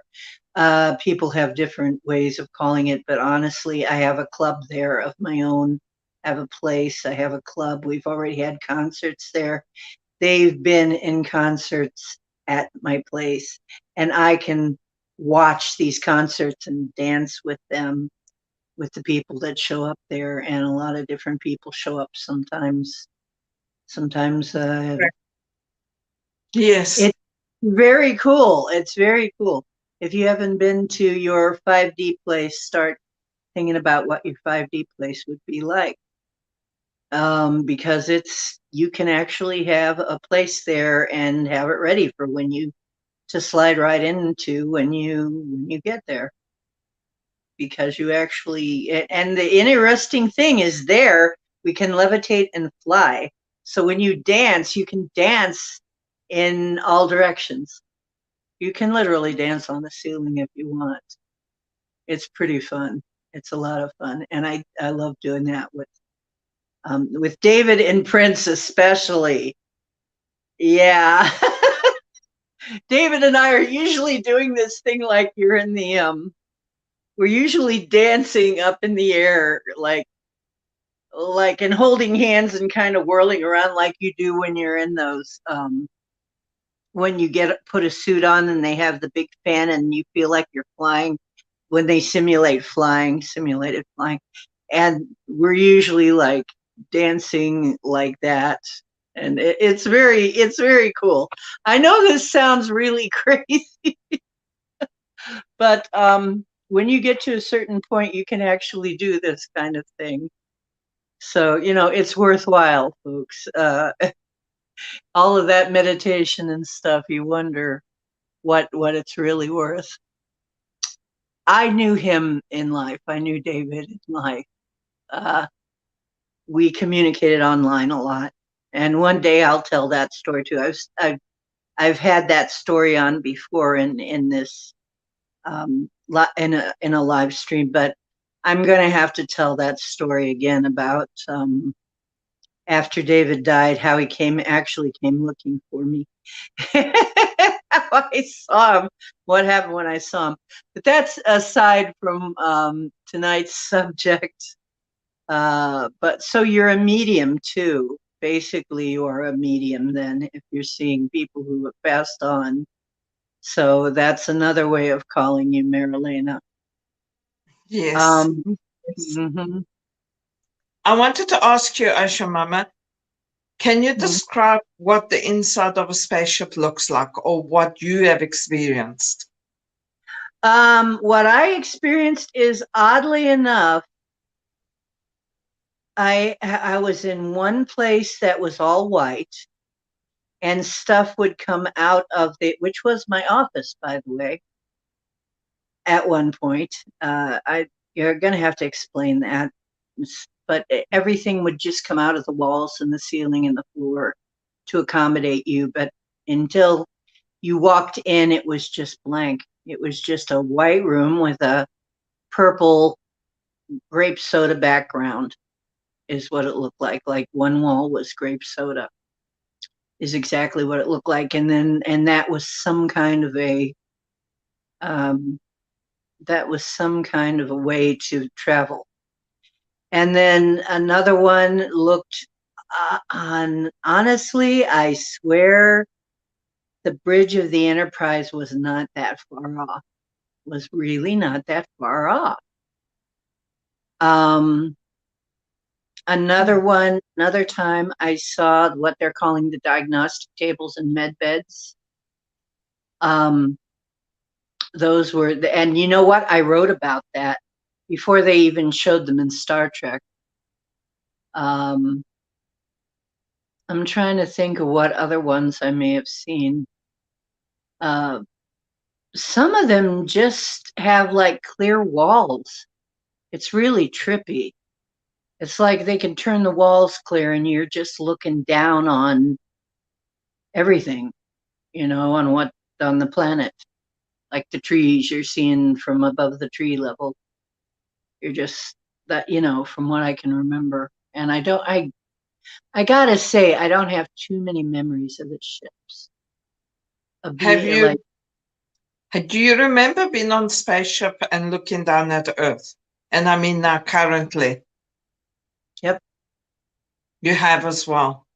yep, hmm Okay. yep. It's like a wall turns transparent and you can see right down on the planet. Yes, yes. It's That's a what fluid. I've seen as well. Yeah, I've experienced that. hmm It's quite nice. Yep. And basically, it's people say there's no space, and I disagree. Whatever I was in was space. You could rightfully call space. That you could see we were looking down on the planet, and Mm. you could see the continents and the trees and the different things. We were usually pretty close down. I'm trying to think of did I ever get a view like pulled way out? I think once I did. I don't remember right now. Most of the time I have like bits of recollection when I wake up. I don't have like, I still don't have a 100% clear recollection of everything yet. But so you've seen that bit where the wall or the floor just disappears and all of a sudden you're looking down on the planet, right? Isn't Usually it? that happens when I'm doing meditation, when I go within. That occurs when I do meditation, when I'm focusing and I'm awake. Then I'm able to astrally project onto the spaceship. So I've got conscious memory of it. So I'm experiencing it in real time. So I see it. But it's not for long periods. It's usually just a few seconds. And then afterwards I come back. Yeah, it's not for very long usually, or it doesn't seem like it. Maybe it is long, but it doesn't seem like I've been there very long. And I only remember bits, like not very just kind of not very clear. But one time I was there, and the more I looked at it, the more the controls looked really holographic, though. They didn't look solid. It kind of looked like the deck of Enterprise, but not solid. It's hard to describe. It looked like just you like you should be able to put your hand through it.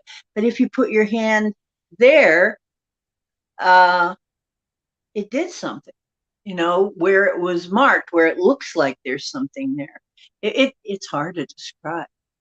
That It's one almost was, like an extension of yourself. The yes. spaceship are an extension of yourself. So that's why it feels that way or it looks that way. Because they're not actually solid objects, most of them. They're created out of our consciousness, from our energy. Our energy consciousness, we create the spaceships. So the Yes. spaceships are us. Yeah, the That, spaceships are actually in that I had gotten that message like years and years ago. I remember telling somebody that our spaceships are extensions of ourselves. Our spaceships are always living. They're always alive. yes. You would not be able to pilot my spaceship unless you, but yeah. Unless you give my information to your spaceship that I'm entering it, so that way it doesn't see me as a foreign organism. hmm Right. You see, that's what occurs when I go into the spaceships, is that they are putting information that I'm coming through. That's when I am going through consciously during meditation practice. And then I'm going through consciously that I'm awake. That's when they know that I'm coming. So of course they allow me through. But like I said, that I'm not allowed to stay for very long. I can only stay for a couple of seconds or minutes, and then I have to come back. Yeah, and that could be for both our sake. It could be that the very high energy of a ship might be a little hard for us, or it could be that we're hard for them because we're, you know, a little lower vibration than them. So it could kind of go both ways. But something happened at Strangeland, Todd, and I'm still trying to figure out exactly what he means. But this happened as you described the bright white. Something happened to Todd. He saw something. He had an experience. And it was like a very bright white light. This just caught me off guard. Talk about timing. So he just had phenomena while we were talking about it. Tell him hi, Todd. Yeah, my office, apparently, somebody said, have you ever been to your, it's weird, very strange man. And he told me he was one of the snake people. Told me he was. And I'm like, they'll tell me who they are. They often tell me who they are.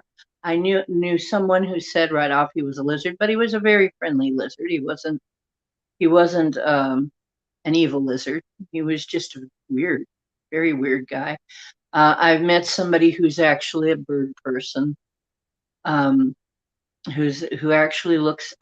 Her true form is she kind of looks like a giant cockatoo. Actually, her spirit. And I did meet a person whose true form is a mantis, and he played a djembe, and you know the mantis is connected with the Bushman. So it's like, yes, for some reason they tell me who they are. So I met a snake person, and he said, "Have you ever seen your office?" And I said, "Office?" And then I had to think about it, and I said, "I have an office. I think I do have an office." He goes, "Of course you do. See if you can go to your office." And I did. And it was all white, like I said, and had a grape soda wall. And then as I walked in and I said, well, there's nowhere to sit down, then stuff came right out of the wall or up from the floor. There was this control panel coming up out of the floor that was ready for me to work at it, and a chair that came up, and just everything just kind of came out of the walls and floors and ceiling. That was how that place worked. And I'm like, wow, this is cool. Wish I had that now. We wouldn't have to store anything. I mean, right now, one of my problems is, where do I store all the stuff I need? It's like, you don't need to do that. It's like, as soon as you think, well, I need to do this or that, then it just shows up. It just shows up. It's interesting because your consciousness is making it, right? So the Manus are good, but well, they seem to be musical. So yeah, the craft have a consciousness. Yes, they do. Yes. So hi, I'm live streaming. How you doing? I'm on my live stream. One of my neighbors is knocking on my windows. Hi there. It's not an ET. It's not a Bigfoot. It's my neighbor. Gee, it's a lively little stream, isn't it, folks? Okay. Having all these lively things happen. So anyway, please go on. Okay. We're So almost on 2 hours, and I'm surprised. I have 55% energy left on my phone, which is pretty good. okay, so we continue with the spaceships then. Okay, so the other spaceship that I saw was like a bronze color, bowl shaped, and I actually saw it large, and it was pretty. It was a while back, but I don't have much of a conscious memory of it. I just remember what it looks like and the shape of it and all the details on it. It had like almost like hieroglyphics type of symbols on it, all over it. That's what I actually recall. And then afterwards, the other spaceships that I see are the ones almost, I am not joking, but you know, in the movies when they show spaceships, different shapes, like with a weapon, with the energy weapons, and they got those strange, funny shapes, like designs.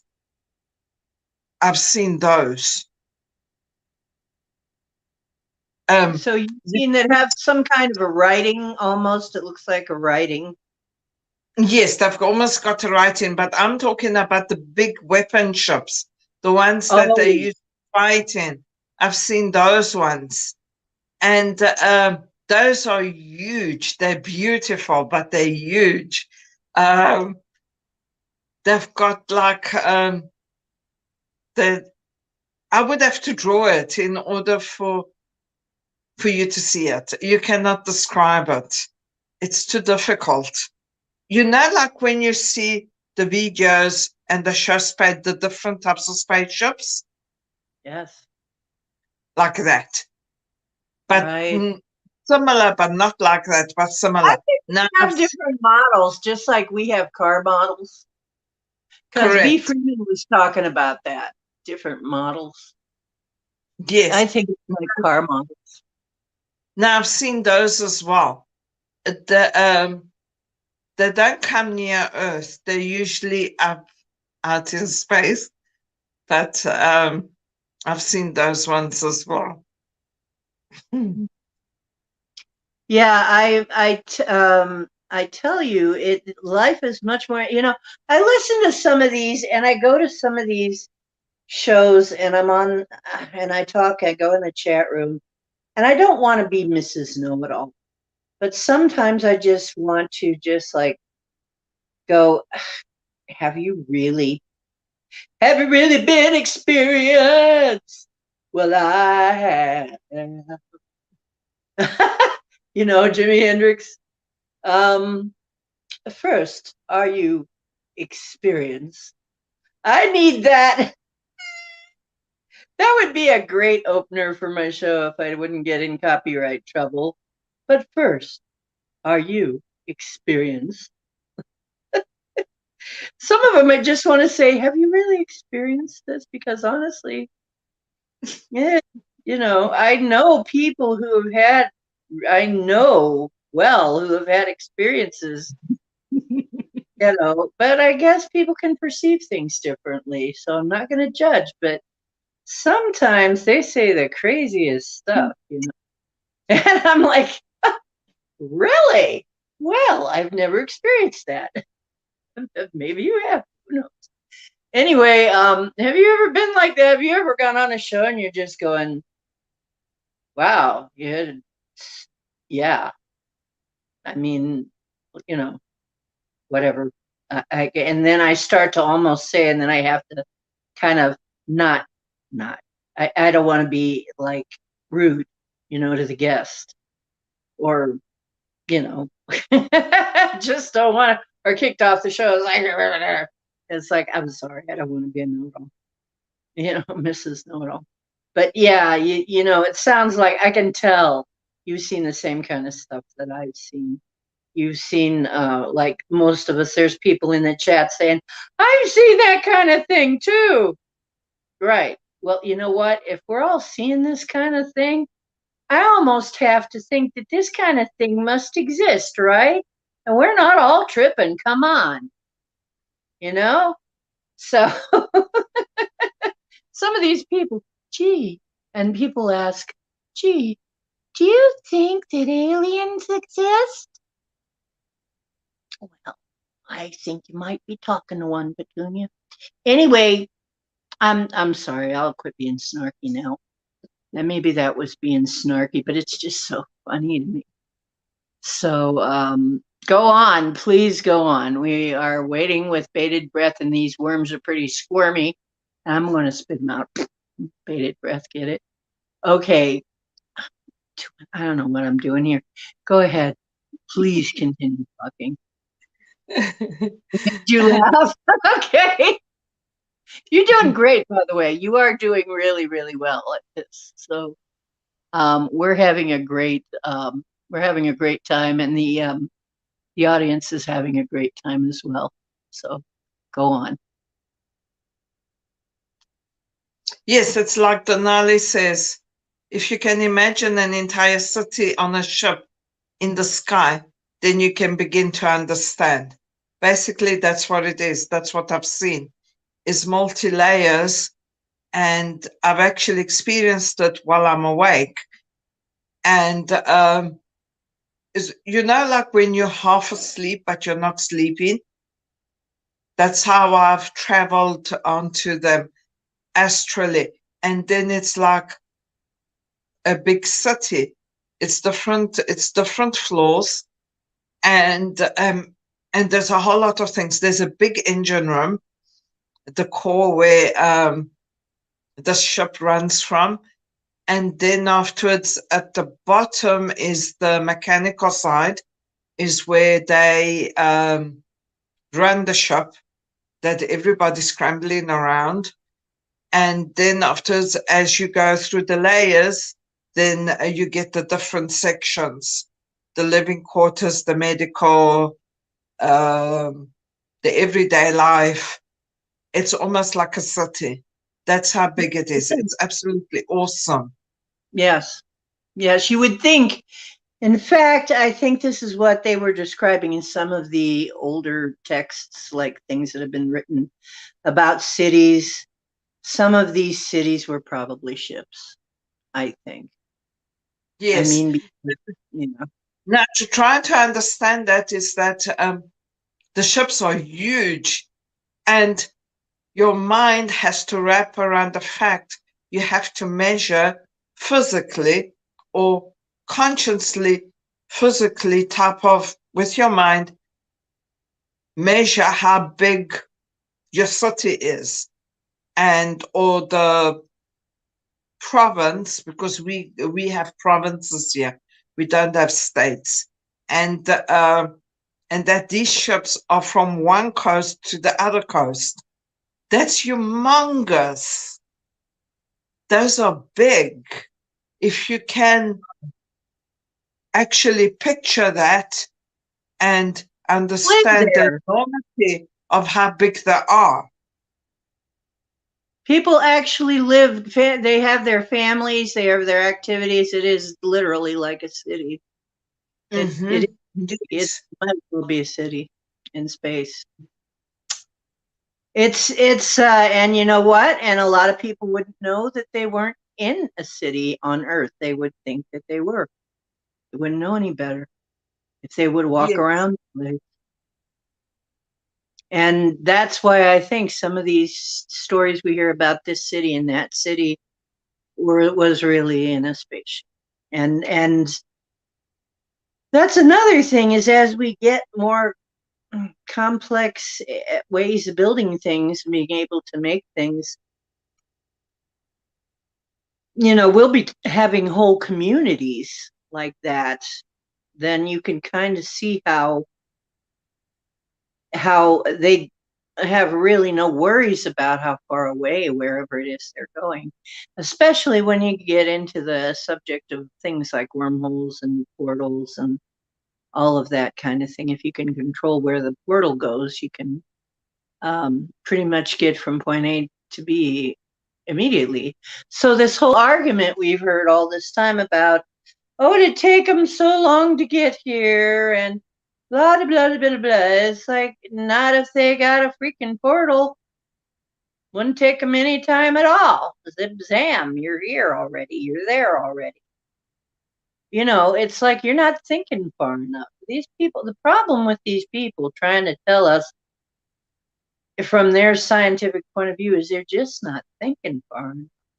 And I think most of the science fiction and even the fantasy writers that write this stuff, they have memories, visions, and experiences that they can't express any other way. So, once again, I'm talking, doggone it, and you should be talking. You're the guest. Please go continue. No, it's fine. I like listening to you. It's perfectly cool. Yes. Yeah, I just wanted to ask you, how they're talking about how we are shifting dimensions, okay, and how Earth is separating. Are you able to describe more about that one?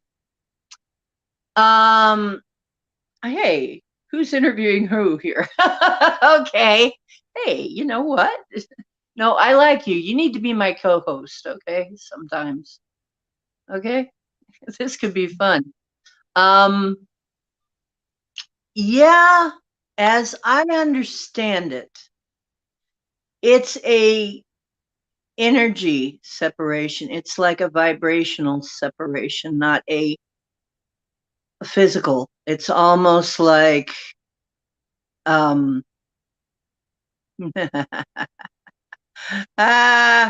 this is going to be so much fun.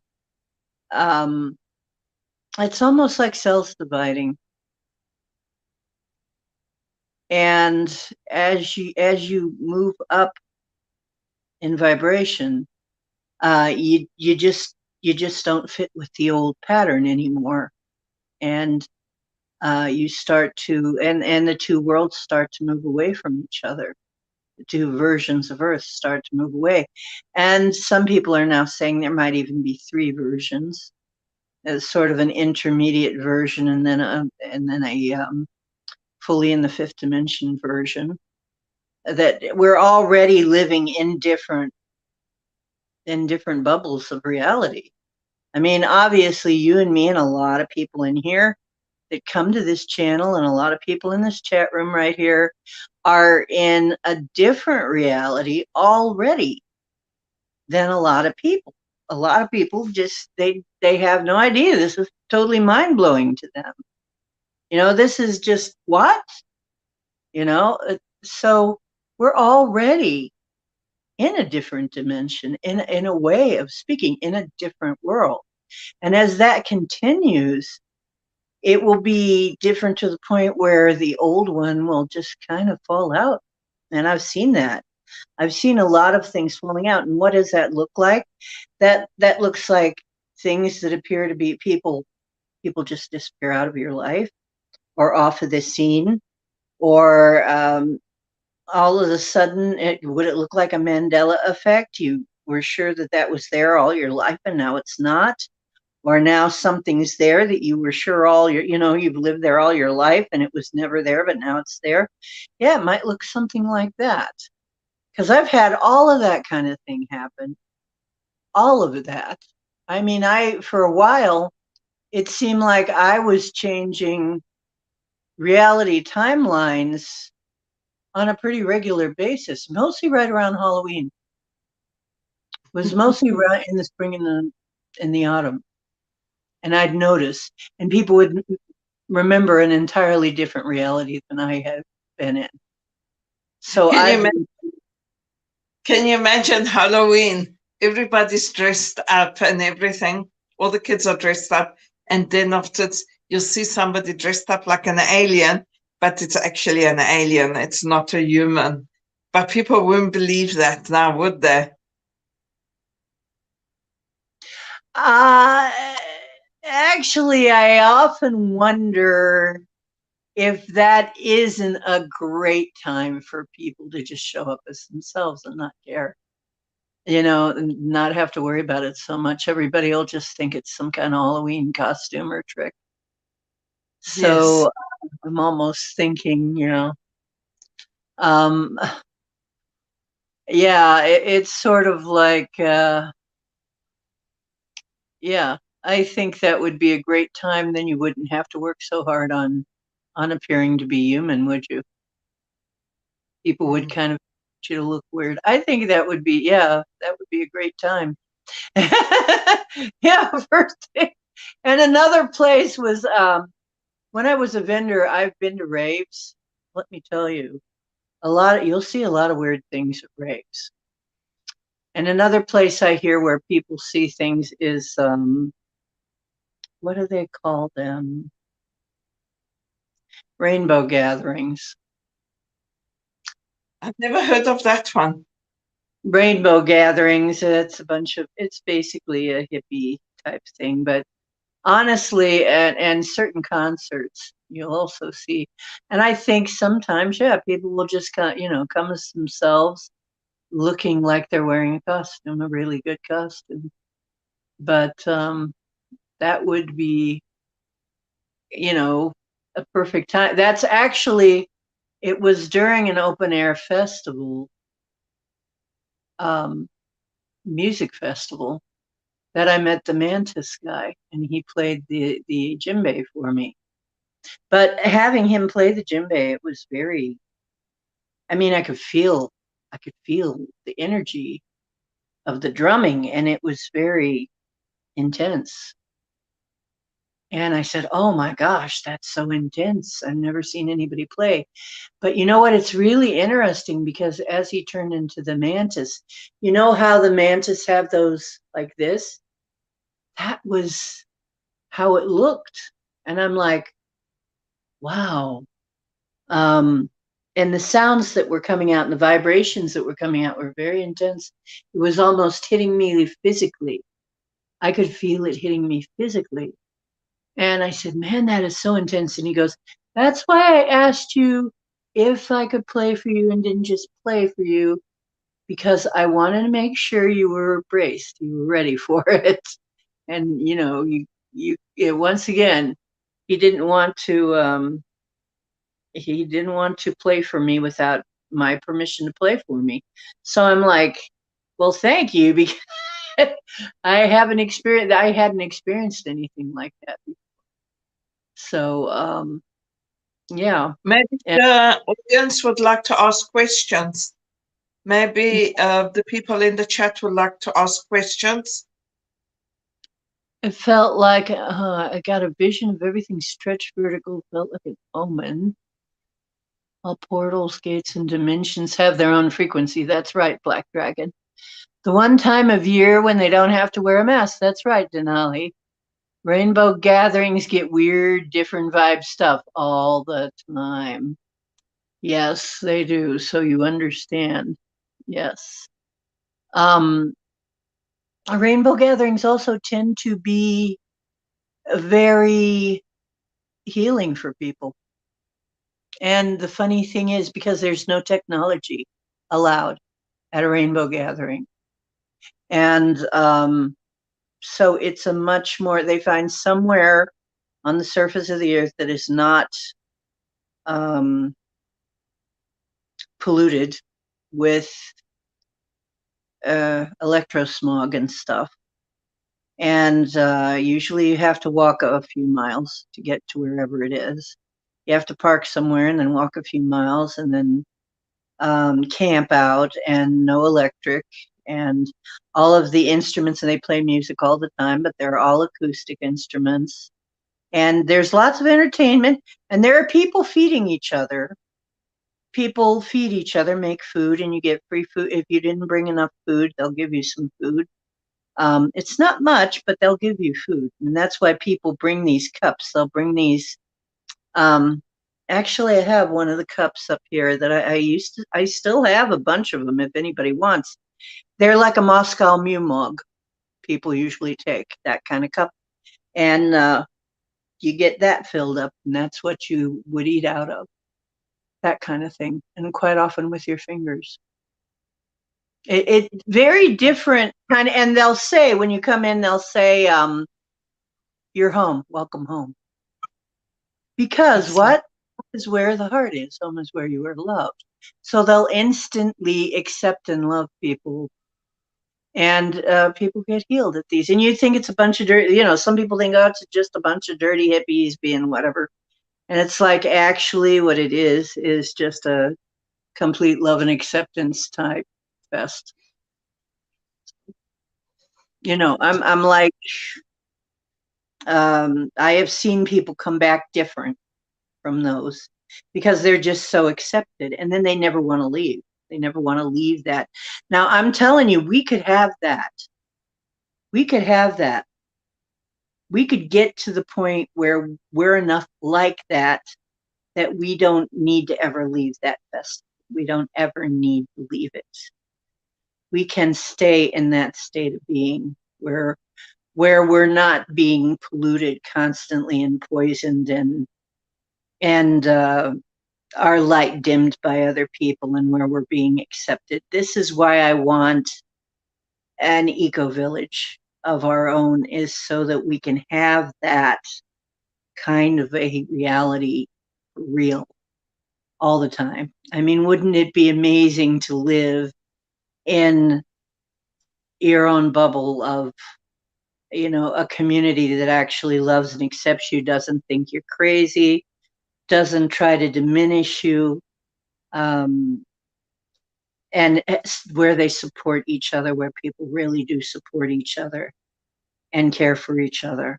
I mean, it makes me want to cry because I feel like that's where we really belong and where we'd really be happy and where the human race would really thrive, whatever you want to call the human race, because we're all hybrids, really, if you want to know. I think every single one of us originated somewhere else, really. So, anyway, my soapbox, I'm off of it now. Um, I'm coming off the soapbox. Someone was talking about mushrooms or vibration in the rainbow crowd, almost identical to fear and loathing. Yeah, yeah, all is good. Yeah, that's right. Yeah. When you get there, it's like, yeah, called the Shambhala Festival. Another, and it's an electronic musical festival. Oh, that's interesting. Yeah, I used to go to all those because I was a vendor. And sometimes I was entertainment because I sing and play music. But anyway, so actually, I think that's what they might have achieved in some cultures, in some of these cultures that we're talking about. Some of these uh, off world cultures are probably like that in their own spaceship. They've probably got a lot of acceptance of each other. They probably, since it's kind of a closed environment, they probably take care of each other. They probably don't need money, you know. Um, I mean, money is really, the transfer of wealth is really what holds a lot of us back from being more generous, or or people being more generous to us. And the perception of wealth and lack and all of that, I think, is part of the problem. And it's not that money itself is evil, it's just a transfer medium. But the way the people use it certainly can be evil. But um, any kind of any kind of exchange should be considered worthy, you know. And I think probably it is. I mean, have you ever seen? I never hear them talking about wealth and money and needing things. I have never heard them talk about having to buy anything. I don't think they may not even have, I don't even know if they have a currency. If somebody has, I'd like to hear about it. Mushrooms. Yeah, yeah. Mushrooms are great. Yeah. Anyway, mushrooms are fun. Let's just say I don't consider the hallucinogens all are so dangerous and so illegal because they might just show you the truth about what the world really looks like. Because I remember in my younger days, it wasn't really very much different from being from just my gifts. As a matter of fact, it wasn't that different at all. That's why I guess I never was too much into it. I never got too deeply into it because it just was a little more of what I already had. I already have that. As a matter of fact, I remember they said they gave acid to a Tibetan monk, and it had absolutely no effect on him. Why? Because that was already the way he perceived life. Because your brain actually makes this stuff, and they call it a hallucination. But what is the matrix? What is it? Isn't it a sort of a hallucination? Now, there are many drugs that can hurt you, but to my knowledge, most hallucinogens are not addictive, except perhaps emotionally, but physically, no. So, and almost every shamanic culture uses them. So, anyway, for hormone balance, yeah, they're beginning to look into using it for balancing out people's mental illnesses. And I can see that because some of these things will actually put you in a happier frame of mind. It does for a lot. It does for a lot of people. I don't know. It's like people have their different ideas on things, but that's just the way I've noticed it. And whereas something like heroin or coke or crackers, all these other things they're addictive and they're almost like enslaving. The things like ayahuasca and mescaline and LSD and what have you, the hallucinogens, the mushrooms and everything seem to be more of a freeing sort of thing instead of an enslaving thing. So I think that's really why they're illegal. I honestly do, is because you might actually see how illusionary the world is. So, and I'm not telling you to go out and do anything illegal. Don't do it. You can get places all on your own steam too. That can happen too. You don't have to do anything to get yourself in trouble in order to experience these realms. Your mind already naturally makes hallucinogens. So there you go, my 2 cents on that. There we go. Yeah, man-made junk. Yeah, you got to watch that. I use bacon. Can't go wrong with bacon. There you go. Bacon is pure goodness. Yeah. Oh, that's right. Do you have any? You're a vegetarian, aren't you, Mary? Yes, by choice. I'm vegan because of the way animals are. How do I say it? It's very difficult to say it. I wasn't a vegan. I wasn't a vegetarian as a child. I became vegetarian when I was about 15 or 16 years old because the food started changing. This was in the late 80s, towards the 90s. The food started changing big time. I'll give you an example. In 1984, when we arrived in South Africa, I was almost 12 years old. And we used to get the glass bottles of fresh milk in the morning, every single morning. They used to drop it by the door. Okay. Then In 1985, they changed it to the cartons and you had to go to the shop. And it started becoming a factory thing, mass production. The same with the meat, mass production. And I could taste the difference. And my body started reacting then. And then afterwards, in the early 90s, I couldn't eat brown bread. Every time I put it in my mouth, I wanted to throw up. And I knew something was wrong. And then it started with the white bread. And then I became allergic to the peanuts because they spray chemicals over it. And most of the food became very poisonous for me. I had a bleeding ulcer from it. And kinds of symptoms and brothers and sisters, they helped me heal it, because I was at the stage where I was bleeding internally, and at the time we were in a quarantine, in full-on quarantine, and I couldn't go to a hospital to have it sorted out. So my space brothers and sisters, they helped me with it.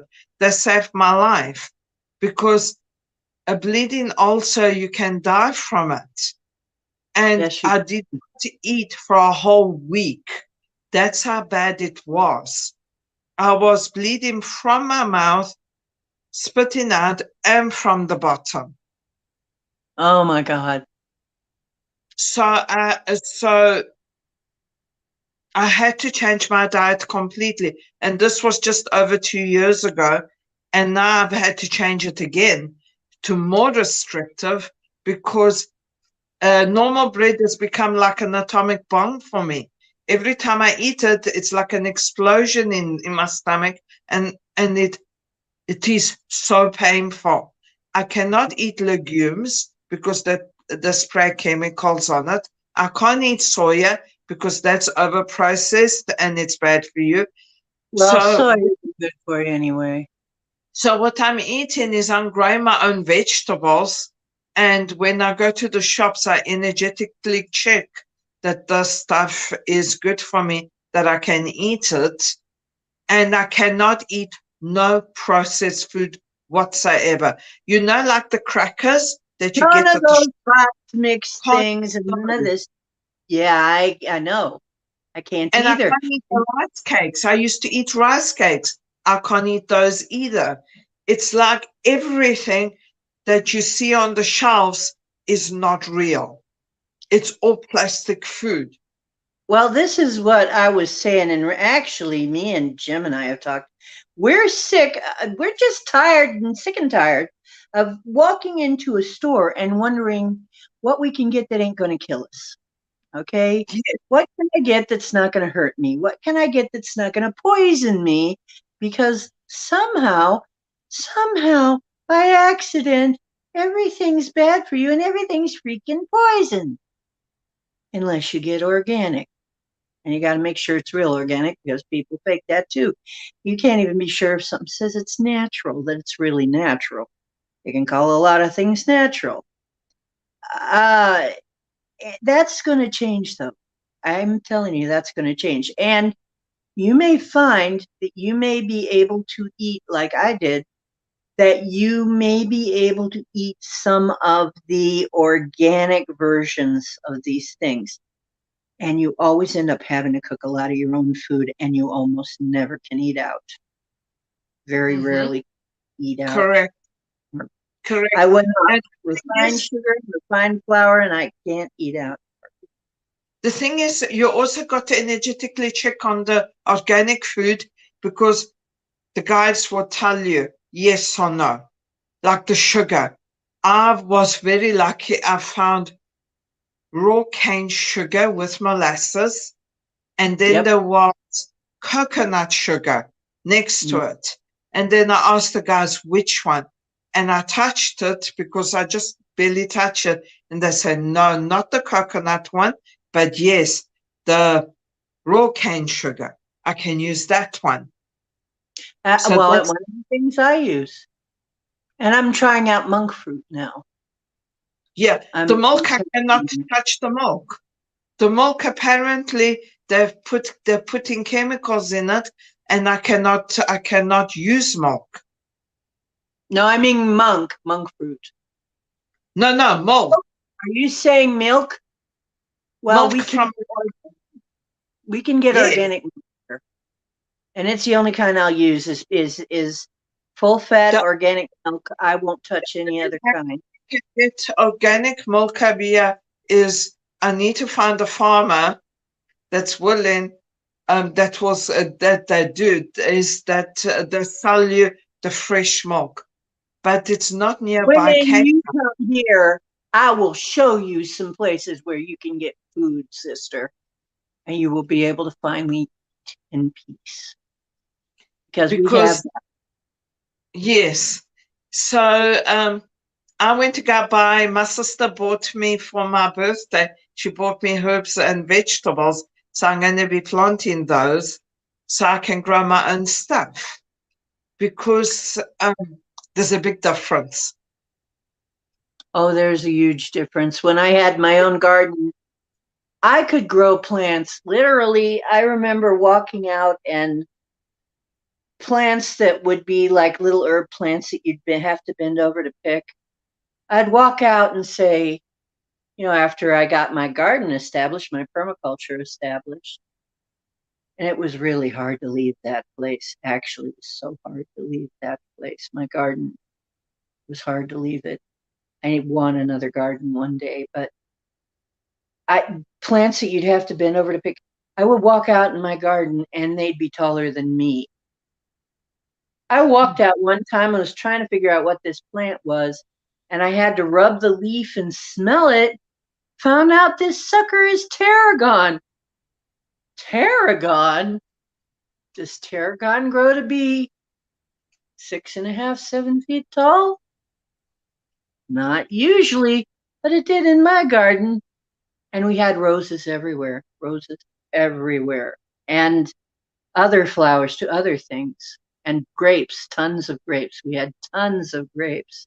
And I was friends with the bees, and I could talk to them, and they would go where I told them. And I'd be out picking grapes with my hands down in the bees, and people would like gasp, and I'd say, "Don't worry, they won't hurt me."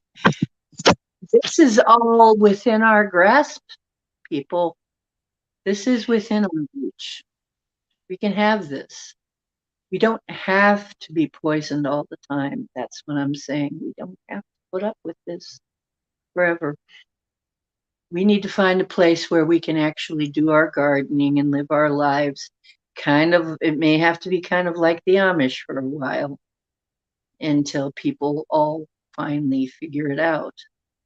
But, the only people that are not affected by all of this much is going to be the Amish, because they're already used to, they don't have to worry about gas prices and food shortages and all that stuff.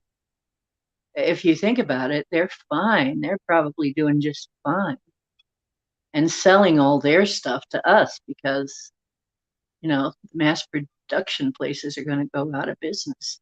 I'm very excited for all these developments. But anyway, we'll talk about that in another show. And I keep getting off topic. I'm sorry, Marilena. It's Go fun. on. It's already 5 o'clock in the morning, Navia. Haven't slept yet. So I'm down to 40%, so I should probably just get ready to wind it down. And it's also 11 o'clock here, and doggone. Oh, yeah, you can see me speaking with bees. Yep. I could talk to them, and they were very sweet and gentle creatures. Yeah, they were wonderful, and I miss them so. I miss my garden more than I miss that house, and I miss my husband. Nah, not really. Do I miss my garden? I miss my garden. I really miss my garden. I do. And my little bee friends and my other friends out there, my plant friends and my tree. And yeah, I miss all that really much. I do. And although I'm on the edge of the country here, I can't have a garden because I'm in an apartment, so I'm thinking of doing. I'm trying to set up some guerrilla gardening in some areas here and there where people won't see it. In places where nobody's, doing anything, nobody's watching. But if they see you out there doing something, they're liable to get you. You're liable to get in trouble. But yeah, I'm gonna look for a place where I can um, put in some plants that I can later harvest of things, various little things like comfrey and healing herbs and stuff. So I'm hopefully looking to go out foraging pretty soon. Going to get myself some foraging information booklets and things with pictures, so I can be sure. And I think this is actually going to be a trend.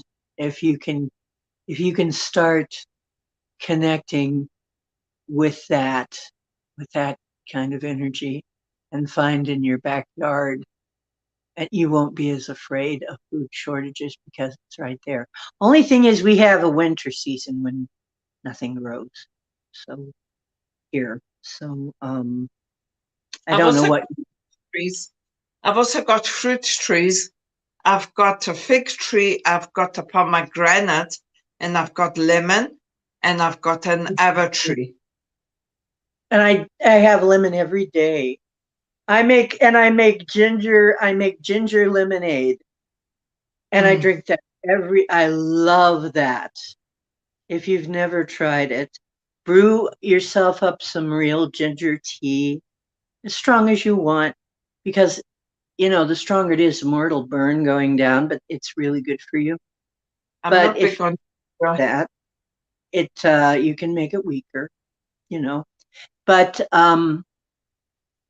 you put that with what would be lemonade, which I don't use sugar or anything in it, just lemons and ginger. And you know what that is, and maybe sometimes a little cinnamon. Oh man, that's a good drink. And that is so nice to come home when it's hot out. So nice to come home to some ginger lemonade. The lemonade will help make sure you don't get things like kidney stones, and will help keep your acid balance. And then your ginger is a natural um, anti-inflammatory and lymph stimulation.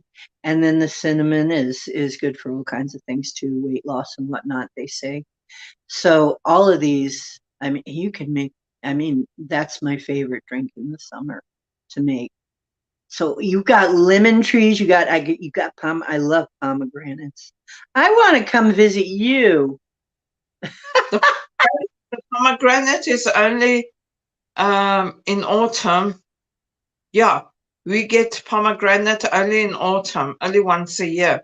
And it's only a few fruit, like just a handful, not much. I mean, I haven't got a big garden. Yeah, that's the thing. Yeah, somehow, let's intend that this eco village shows up, because I think we all just be happier there. We could have our garden. We could do a nice permaculture there. We would be able to actually stretch out and breathe easy, I think, if we had that. And I don't think it's out of our reach. I don't know how it would ever happen exactly, but I know that we're divine and we could create that. We could create that. There's got to be somewhere on this earth that's perfect for us. And if there's not somewhere on this earth, then maybe on the version of earth that we're heading for, or maybe on a ship somewhere. What do you think, Mary? Actually, they've got a section on the spaceships, just plants growing. That's what I would think. That's what I would expect. That's where most of the training occurs, is there. Yep, in the garden area. Mm-hmm. Mm-hmm. They teach you a lot of stuff over there. Let's make a lovely eco village, man. Let's make that happen, man. Then we can have a nice cathedral that also makes energy with the Antiquitech that we're going to learn about how to do, how the Antiquitech worked, for those of you who are mud flood people who know what Antiquitech is. And then we're going to have beautiful pipe organs that play the actual tones that are healing to us instead of what music has been turned into. Music has been tuned to the wrong tone to keep us healthy. I remember they had a Wurlitzer, they still may have it, at the Wurlitzer organ at a place down here, and it was these things were always tuned to the just scale instead of the current scale, and they always sounded different, and they made you feel really good when you listened to them. So our music and everything has been polluted. So we could get all this back, all of this antique stuff that worked better than what we've got now. We could have it all back. Stuff that pumped water, stuff that made energy free. Nobody'd ever have to go without anything, you know? And if you, like I said, if you take care of your plants right, they'll grow huge. You don't need fertilizer. You don't need, fake fertilizer. You don't need. Now they're screaming about there's going to be food shortages because they can't have their chemical fertilizer. Well, you know what? There are fertilizers that have been existent long before they came up with this chemical stuff. It's like The food shortage thing, that's about control. It's always about control. It's got nothing to do with there being food shortages. They're just using that as an excuse. Completely fake. It's completely fake. Completely fake. They're wanting people to panic and buy, or people to panic so that they can lower the vibration. Basically, it's fear-based lower vibration that they're putting out there, so that way then afterwards they can take control. That's how they actually have taken control, is by fear and by lowering our vibration. So collectively, well, see, yeah, and the audience, the chatters are talking about how to build themselves a nice greenhouse and so on and so. Look up the term Wallapini. It's an underground greenhouse that is not affected by weather. And because underground, it stays a certain temperature all year. Look into a Wallapini. You might actually like that idea if you have the right kind of topography for it, the right kind of landscape. Wallapini might work great because then you could actually garden all year and no problem. Sorry, Mama, I've got to go. It's already past 5 o'clock, and my family is starting to move around. I understand, and it's been wonderful. You must come back again, my dear. Thank you very much for having me. I appreciate it. Thank you, everyone. You know what? They loved you. The audience loved you. You must come back on my show soon, okay? Okay, you want to be my co-host? Do you want to be my co-host at some point? Yes, I will. Okay. You can come and do that, sweetheart. I love you. Okay. Hugs, big hugs, sister. Love you. That's Mary. She's a wonderful person. I love her. Really, she's like family already, right? Well, and so are you. You are family, or you probably wouldn't be interested in this stuff. You wouldn't be interested in this stuff.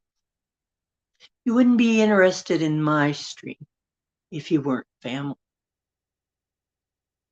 So, I just want to say I'm running out. But you know what? I got to say, we're going into almost 3 hours. This is the longest in a long time my phone battery has lasted on one of these streams. I don't know what's going on, but my phone battery is not going as fast. It's not dissipating as fast. So whatever's going on, it's pretty cool. And like I said, I lost a really neat incense burner, but what the heck? I only paid $10 for it. It's a really cool one, but no, I'll get something else, I think, probably even better. So I'm not too worried about it. Does anybody else want to have something to say to us before my battery runs out? Because I've got maybe just a little bit of time left before it does. Yeah, the universe is having a say, Denali. It is. Um, lab meat. Oh, I'm sure that, and milk. They've got fake milk now. You got to be careful. Fake milk. They've made lab milk. And, this guy was going, the best milk in the world. It's made in the lab. And I'm thinking, what kind of abomination is this? Now they're going to be passing off fake milk to us. It's probably going to do something horrible because that's all they ever do is they come up with shit that's going to kill us or sicken us or weaken us or all of the above. However, that may be changing. We've really got to get our minds onto there are going to be companies and people and things changing to the point where this will not be allowed anymore. This will just not be allowed. It'll come out that these things are harmful. And then there's going to be laws passed that you can't do that to people. If it's a pesticide, it belongs in the freaking pesticide aisle, not in the food aisle. That is my gripe. If you've got pesticide in this thing, it doesn't belong in the food aisle. Okay? It really pisses me off sometimes that I can't just walk into a grocery store. When I was younger, and here we go with the when I was younger stories, I remember when the things changed too. I remember tasting milk and going, there's something wrong with this milk. And my mom said, no, it's just like always, blah, blah, blah. I said, no, it's not. It's changed. What it was, yeah, it had changed. But when I taste the organic milk, you know what? It's funny because the first time I got a hold of some organic milk, I took a drink and I could see the freaking pasture where the cow had been eating the grass that made the milk. I'm like, wow, that's trippy. Oh, wow, I need more of this. Because here's this, and this cow was just placidly, I could tell this cow was just a happy cow standing out in the sun, chewing grass, beautiful rolling green hills in the background on a lovely summer day. And I'm like, wow, yeah. I wouldn't want to know what lab meat would do to me. Yeah, almond milk, I don't have too many problems with almond milk, but the additives they put in it, I don't like. Oh, you're welcome. And I'm so glad you came today. Thank you, everybody, for visiting my channel. Please don't forget to like, share, subscribe, and hit the bell that says all so you'll get um, all of the updates. And please come and join us on MeWe.com. It's completely free. You don't have to pay for it. You can download the app. I think you can get there without the app, but it just makes it easier if you have the app. And we have a group called Galactic Woo Crew, and we'd love to have you. You have to answer a question or two. I think Pammy's got it to where you have to answer a question, but as long as you answer, you're accepted. As long as you take the time to actually answer a question, then we figure, well, you must be serious about it. You're not a troll. So, yes, love and light to everybody. And I'm so glad you made it. And I'm glad that the rest of you made it too. And oh, by the way, like I said, if you can do it, honestly, all of this stuff will come much clearer to you if you can get yourself pure food, and what you cannot get pure, just kind of cut it out of your diet. And unfortunately, I've had to do that with a lot of things. But I'm feeling a lot better now. I am finally getting better since I got to the new place here that's less polluted and the more out in the country. I'm doing a lot better. I'm actually beginning to heal some of these things that have been plaguing me for a long, long time, for many years. When I think of how toxic the other place was, it was just terrible. Um, so I wish you uh, get your manifestations, because this is a beautiful full moon time. And get ready, because I am going to be around for the solstice, the summer solstice. So we are going to celebrate the summer solstice. And probably 8:30 p.m. Eastern time is when you can look for me to be on. And I'm not going to be on every night, but I'm going to have some special nights like this.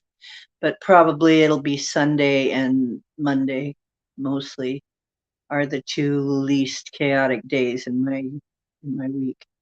So I can probably make it, and possibly Wednesday. Wednesday I might be adding, like tonight. So it doesn't have the cream floating on it, then to me it isn't milk, right? We only have one. We only have one like that. We only have one company that sells it like that, unfortunately. But okay, yep, it's time for me. Definitely time for me to take a break. However, I am very excited because I think this went very well, and I'm going to start having some guests, and probably I'll book the guests for Wednesday. Okay. Sunday and Monday for sure. Okay, that sounds great. Yeah. And you guys are brilliant chatters, by the way. I just love you all. Okay, remember, like I always say, the truth is where you find it. Usually it's right in front of us. You just have to know how to look at it to find it, right? So that's something to bear in mind. And remember, you are divine. You can create. You are creators. In this matrix, you are divine creators. Your thoughts and your actions and your words and everything create reality. Your imagination is actually one of the most valuable gifts that you have, next to your sense of humor. I don't know what just made me get on that tack, but anyway, I mean it. Okay, until next time, love ya.